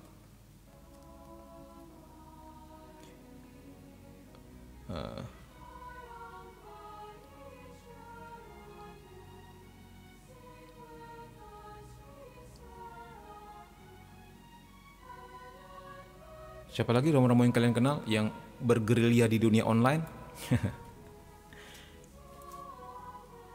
Romo Abba, Romo Patris Allegro yang lagi viral sekarangnya, dia bahkan lebih frontal lagi, apologetik. Wah. Siapa lagi? Atau suster-suster bahkan ya. Banyak juga. Happy sih Mimin ya. Kita semua patut happy karena katekese online itu bisa menjangkau semua orang dimanapun mereka berada. Apalagi yang namanya TikTok itu algoritmanya memungkinkan untuk itu. Paling bagus algoritmanya sekarang TikTok ya dibanding media sosial yang lainnya. Dan itu mesti dipakai untuk pewartaan supaya bisa menjangkau lebih banyak orang. Supaya terang Kristus bisa terpancar ke lebih banyak tempat lagi ya. Romo Patris, iya benar Romo Patris. Romo mungkin menjelaskan juga tentang kaul-kaul yang di hati para imam. Maksudnya dihayati kali maksudnya. Nah, kalau romo-romo yang biarawan sama kaulnya ya, yaitu kaul kemiskinan, kemurnian, ketaatan. Nah, tapi kalau untuk romo-romo projo mereka setahu Mimin kaul ketaatan kepada uskup gitu.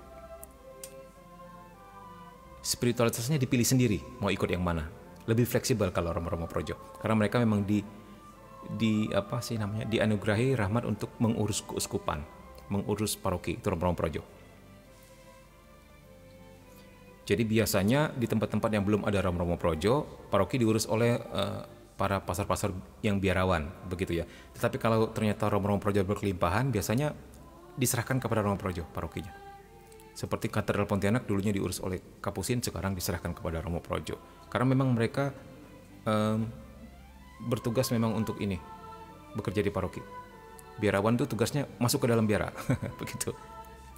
Ya. Nah kemudian mereka diperbantukan di paroki itu oleh uskupnya begitu.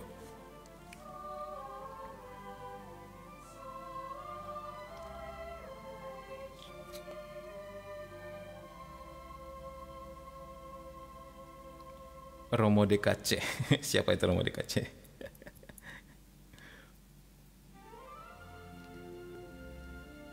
Yang YouTube-nya Mea Culpa itu sudah habis belum? Oh itu ya. Mea Culpa itu Romo Kaisar sudah habis sekarang. Sekarang di Roma lagi pendidikan. Kalau nggak salah punya TikTok juga. Sekarang sudah botak kepalanya. Orang pintar itu ya. Romo Kaisar apa? Marganya apa itu di belakang? Kalau kemiskinan biasanya SVD ya. Enggak, semua yang biaran-biarawati ketiga itu selalu ada kaulnya ya.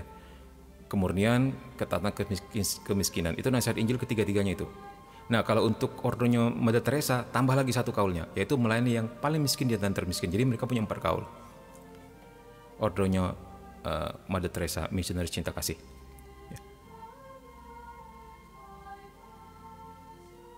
Diosesan atau RD. Ya, jadi Romo-Romo yang Projo itu bilangnya RD.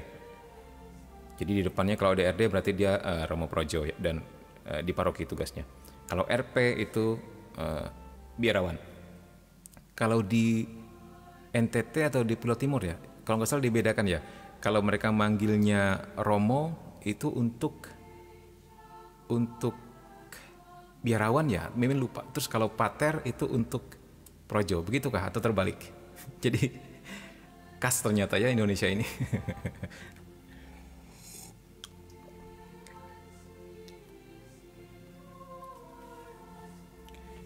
Anaknya yang punya Sampurna ordonya Mother Teresa. Ya, iya, suster siapa itu? Itu luar biasa ya. Bayangkan coba punya segala-galanya, tapi dia meninggalkan juga segala-galanya hanya untuk, kalau kita pikir dalam tanda petik ya, hanya untuk menjadi suster. Walaupun itu bukan hanya karena dia mengabdi kepada Raja segala raja ya. Oke baik, 932 nih. Kita bisa selesai kayaknya nih ya. Naikkan dikit.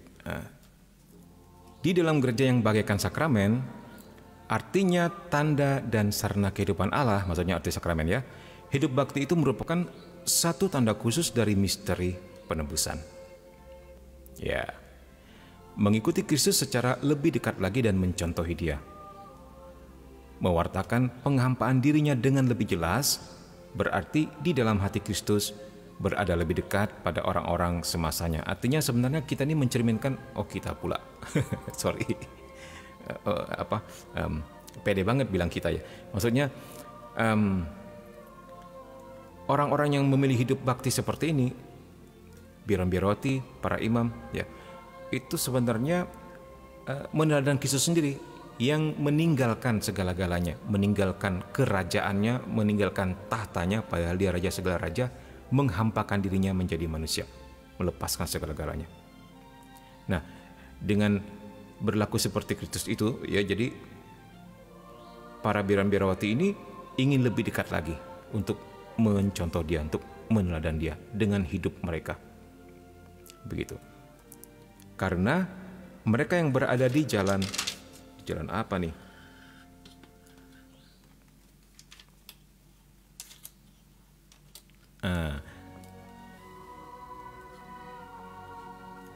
Karena mereka yang berada di jalan yang lebih sempit dalam tanda petik ini ya, ini menyemangati saudara-saudarinya melalui teladannya dan memberi kesaksian yang cemerlang dan luhur bahwa dunia tidak dapat diubah dan dipersembahkan kepada Allah tanpa semangat sabda bahagia. Ya, ini memberi kesaksian kepada dunia. Oke, 933, poin terakhir sebelum kita masuk kesimpulan. Apakah kesaksian hidup seperti ini maksudnya diberikan secara publik seperti dalam hidup membiara ataupun secara private? Nah, maksudnya yang para Arimat tadi, yang para pertapa ya. Untuk semua orang yang mengabdikan diri, kedatangan Kristuslah asal dan petunjuk kehidupan mereka. Nah, jadi sambil menanti kedatangan Kristus yang kedua kali. Jadi hidup mereka fokus di situ, visi misinya fokus di situ ya. Orang-orang yang mengerti arti hidupnya yang bisa mendapatkan panggilan seperti ini. Visi dan misi hidup mereka jelas sekali. Sementara bagi kita melihat mereka kok kayak nggak ada punya tujuan hidup ya, ngapain tuh kan? Udah miskin, apalagi nggak kawin, apalagi dan mati belum tentu masuk surga juga. Mungkin ada yang pikir begitu kan? Ya benar, bagi dunia ini susah difahami. Sungguh-sungguh susah difahami. Ya. Ini dikatakan di sini apa? Kedatangan Kristuslah asal dan petunjuk kehidupan mereka. Jadi orang-orang ini adalah orang-orang yang berharap teguh kepada kedatangan Kristus yang kedua kali. Benar-benar mata mereka tertuju kepada Kristus saja, enggak lagi melihat kanan dan kiri. Justru mereka ini orang-orang yang fokus dibanding kita yang bingung mau ngapain di dunia ini. Hidup mereka jelas untuk membawa orang mengalami kasih Kristus yang sama seperti yang mereka alami dan menjadikan dunia ini menjadi kerajaan Allah, menjadi bahagia, menjadi terjadilah apa doa apa kami itu, jadilah kehendakmu di atas bumi seperti di dalam surga. Begitu ya. Nah, ternyata berbeda ya pandangan dunia dengan pandangan surgawi tentang hal ini. Bagi mereka jelas sekali hidup ini hanya sementara, secara tidak tergoyahkan ya.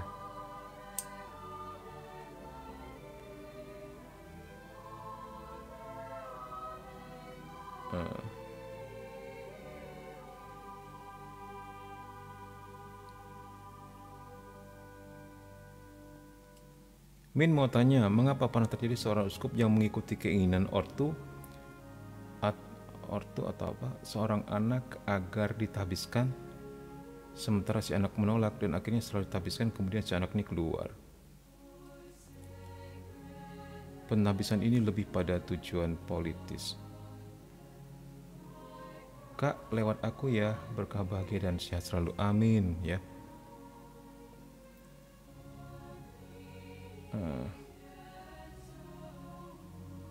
Oh begitu ya. Ya, mungkin dalam sejarah hal seperti ini terjadi ya. Nah, tetapi juga banyak hal yang sepertinya nampaknya awalnya motivasinya tidak lurus. Begitu terjadi, begitu dia mengabdi dan sungguh-sungguh, Tuhan bisa luruskan. Banyak juga yang terjadi seperti itu. Jadi dalam perjalanan itu memang selalu bisa berubah-ubah. Dalam arti begini, mungkin malah terjadi sebaliknya. Orang yang punya niat baik ya untuk masuk biara, merasa punya panggilan, ketika dalam biara menjadi pastor berubah. Mungkin karena umat yang berubah menjadi malah belok. Mungkin karena umat yang memelihara dia dengan baik, yang memberi dia ini dan itu, sehingga dia lepas kontrol, kemudian motivasinya berubah menjadi kekayaan, pilih-pilih umat misalnya. Bisa terjadi. Dan sebaliknya juga bisa terjadi. Mungkin orang motivasinya awal ya patah hati, seperti ini, dipaksa oleh orang tua, ketika sampai di dalam dia mendapat rahmat, bisa lurus. Itu misteri kisah, kita nggak pernah tahu. Ya, jadi biarkan saja hal seperti ini. Ya, paling kita hanya bisa berdoa, semoga Tuhan beri rahmat kepada orang-orang seperti ini. Ya, Mimin kenal kok orang seperti ini, benar. Beberapa orang yang pada akhirnya Tuhan kasih rahmat untuk terus dan akhirnya dia mengerti arti hidupnya. Itu ajaib juga. Bukan hanya dalam kehidupan membiara, Mimin juga kenal dengan orang tua yang dijodohkan ya, nggak pernah mau mereka satu sama lain. Tapi karena nggak tahu, mungkin karena gimana gitu, akhirnya mereka dijodohkan dan malah langgeng tuh nggak cerai-cerai. Sementara mereka yang memilih pasangannya sendiri malah cerai. Seperti itulah, hal seperti ini loh. Pokoknya setiap apapun yang terjadi dalam sejarah, udah kita doakan saja ya. Biar Tuhan memberi rahmat, begitu. Selama kita masih hidup di dunia, apapun bisa terjadi teman-teman.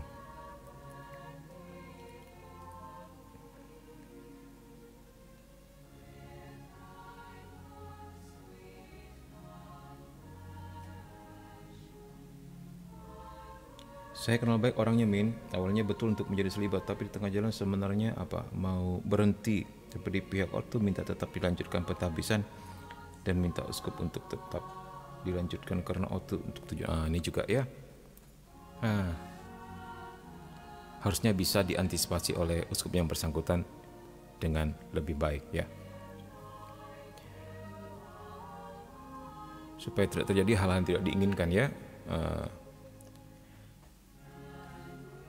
Oke, kita lihat 796. Umat Allah tidak mempunyai kediaman tetap di sini, tetapi mencari kediaman yang akan datang. Nah, begitu ya.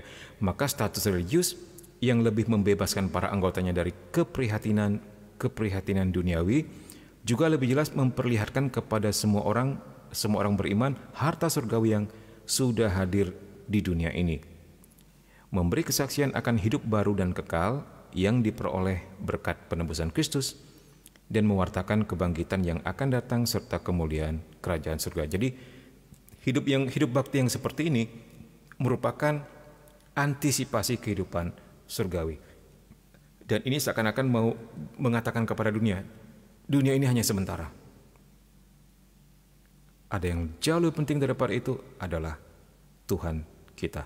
Maka kita harus melayani Dia, memperlakukan sesama dengan baik, membangun manusia untuk tujuan ini, sehingga kelak kita bersama-sama akan datang ke tanah air surgawi tersebut. Jadi visi dan misi hidupnya jelas sekali untuk menuju Tuhan. Oke, sekarang terakhir kesimpulan teks-teks singkat. Oleh penetapan ilahi di antara orang-orang beriman Kristiani dalam gereja, ada pelayan-pelayan rohani yang dalam hukum juga disebut klerus. Ini ya. Sedangkan yang lainnya disebut awam. Nah, klerus itu para hierarki ya. Hierarki itu siapa saja? Para pastor, para uskup, kardinal, paus, itu hierarki. Suster, frater belum hierarki, tapi disebut awam dengan hidup bakti. Nah, dari kedua belah pihak ada orang beriman Kristiani yang dengan mengikrarkan nasihat-nasihat Injil dibaktikan kepada Allah dan bermanfaat bagi misi keselamatan gereja. Nah, jadi di antara kedua pihak ini mereka ada yang berkaul. Kaul apa tadi? Kemurnian, kemiskinan, ketaatan, tapi juga ada yang tidak seperti imam-imam projo ya. 935. Untuk pewartaan iman dan pembangunan kerajaannya, Kristus mengutus para rasulnya dan para pengganti mereka. Nah, ini jelas sekali ya. Ada yang namanya suksesi dari Yesus kepada para rasul. Dan tentunya kalau adanya suksesi itu diharapkan berkelanjutan sampai akhir zaman ya. Enggak bisa ketika Yesusnya meninggal, Yesus naik ke surga maksudnya. Terus Petrusnya meninggal, putus sampai di situ. Sehingga lucu kalau ada yang bertanya, siapa yang suruh suksesi apostolik? Kita bisa dirikan dari gereja kita sendiri tanpa suksesi apostolik kok, kan itu kan konyol ya. Jadi ia mengikut sertakan mereka dalam perutusannya. Jadi mereka menerima darinya wewenang untuk bertindak atas nama pribadinya. Jadi iman kita ini adalah iman yang diwariskan ya, sampai kepada kita sekarang. Itu tidak terputus dalam sebuah suksesi apostolik, mulai dari Petrus sebagai kepala ya. Petrus sebagai kepala yang kelihatan atau visible head, dan Yesus sebagai invisible-nya. Jadi dua-duanya kepala gereja, tapi Yesus kepala yang tidak kelihatan, Petrus adalah kepala yang kelihatan. Jadi semoga enggak rancu di sini ya. 936. Tuhan telah menetapkan Santo Petrus sebagai dasar gerejanya dan telah memberikan kepadanya kunci-kunci gereja. Uskup Gereja Roma, pengganti Santo Petrus, adalah kepala Dewan Uskup, wakil Kristus, dan gembala gereja universal. Nah, di sini ya. Oke, ini ringkasan-ringkasan yang sudah kita bahas.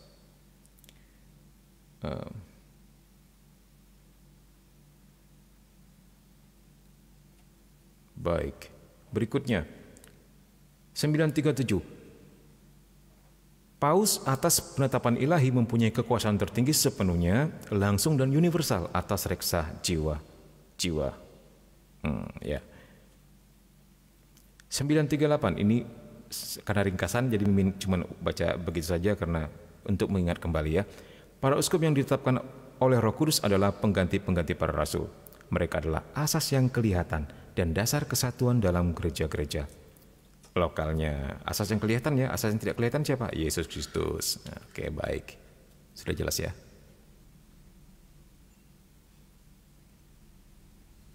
Sembilan.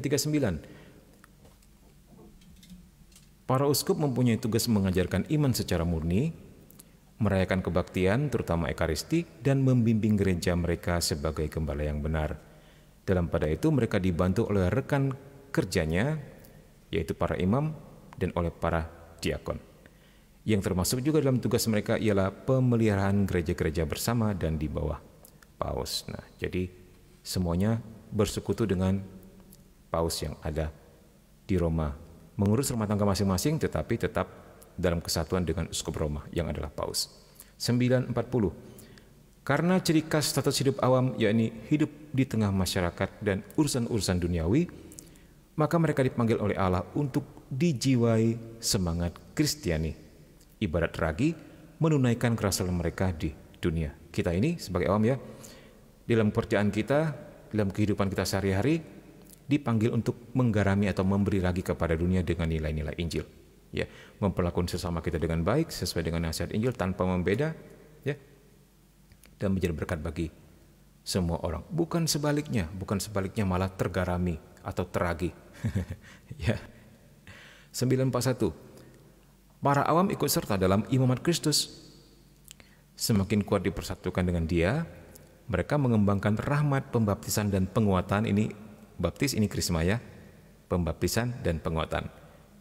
Mengembangkan dalam segala bidang kehidupan pribadi, keluarga, masyarakat, dan gerejani. Dan dengan demikian melaksanakan panggilan kepada kekudusan yang disampaikan kepada semua orang yang telah dibaptis. Kita semua diikutsertakan dalam imamat Kristus. Ya. Berkat perutusannya sebagai nabi, para awam pun dipanggil juga untuk dalam segalanya menjadi saksi Kristus di tengah masyarakat dunia. Nah, sebagai nabi. Ya, tadi sebagai imam, sekarang sebagai nabi. Dipanggil untuk dalam segalanya menjadi saksi Kristus di tengah masyarakat dunia. Masih ingat lagunya? Dikala dirimu diselamatkan, jadilah saksi Kristus. Nah, jadi saksi Kristus. Nah, sekarang sebagai raja, tadi imamat, nabi, dan raja.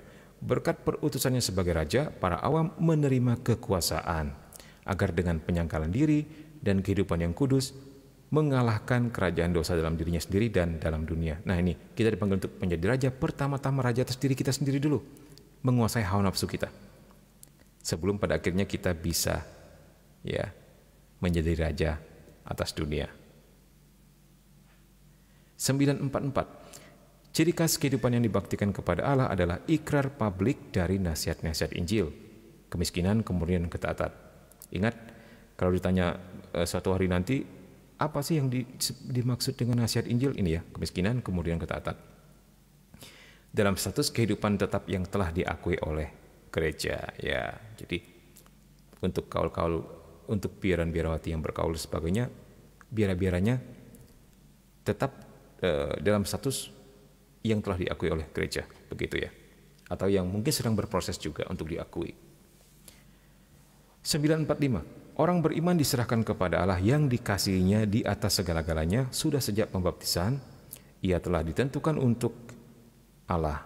Nah, jadi pada saat kita dibaptis artinya bahwa kita sudah menjadi milik Allah, yaitu atas nama Bapa dan Putra dan Roh Kudus. Nah, dalam status kehidupan yang dibaktikan ini, ia ditahbiskan lebih khusus lagi. Nah, sebenarnya pada waktu kita dibaptis dan krisma, kita sudah dalam tanda petik ditahbiskan ya. Tetapi untuk yang pada akhirnya menjadi imam, menjadi biaran-biarawati, mereka dikatakan di sini apa?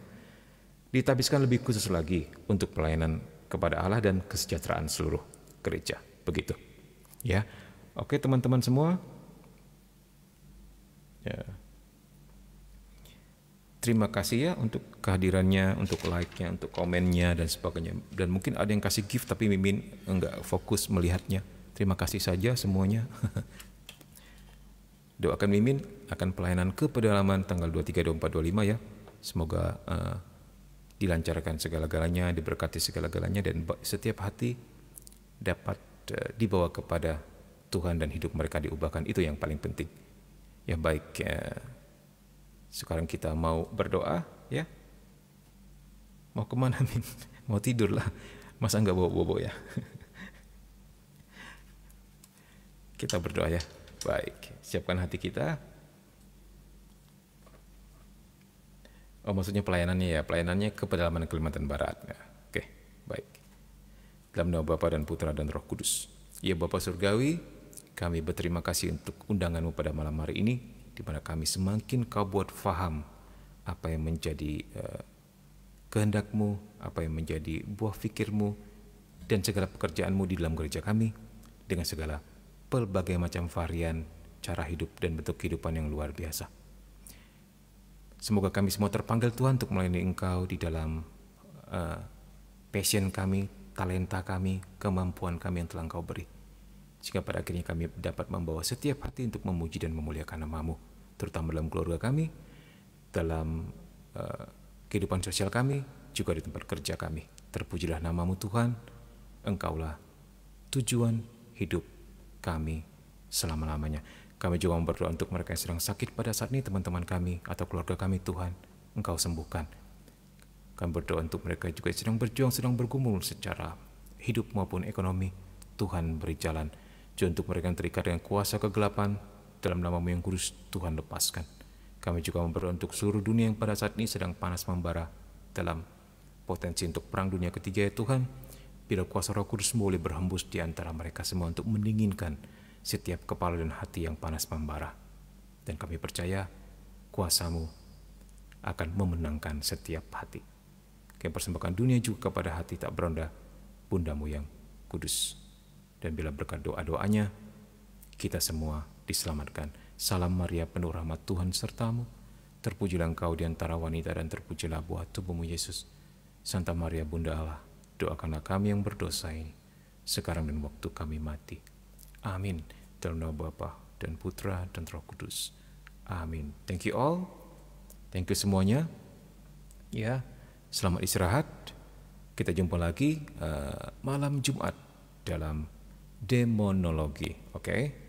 Baik.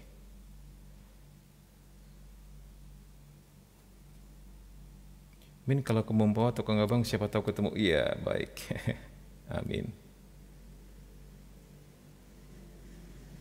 Ya kebetulan bukan di Ngabang dan bukan di Mumpawa ya.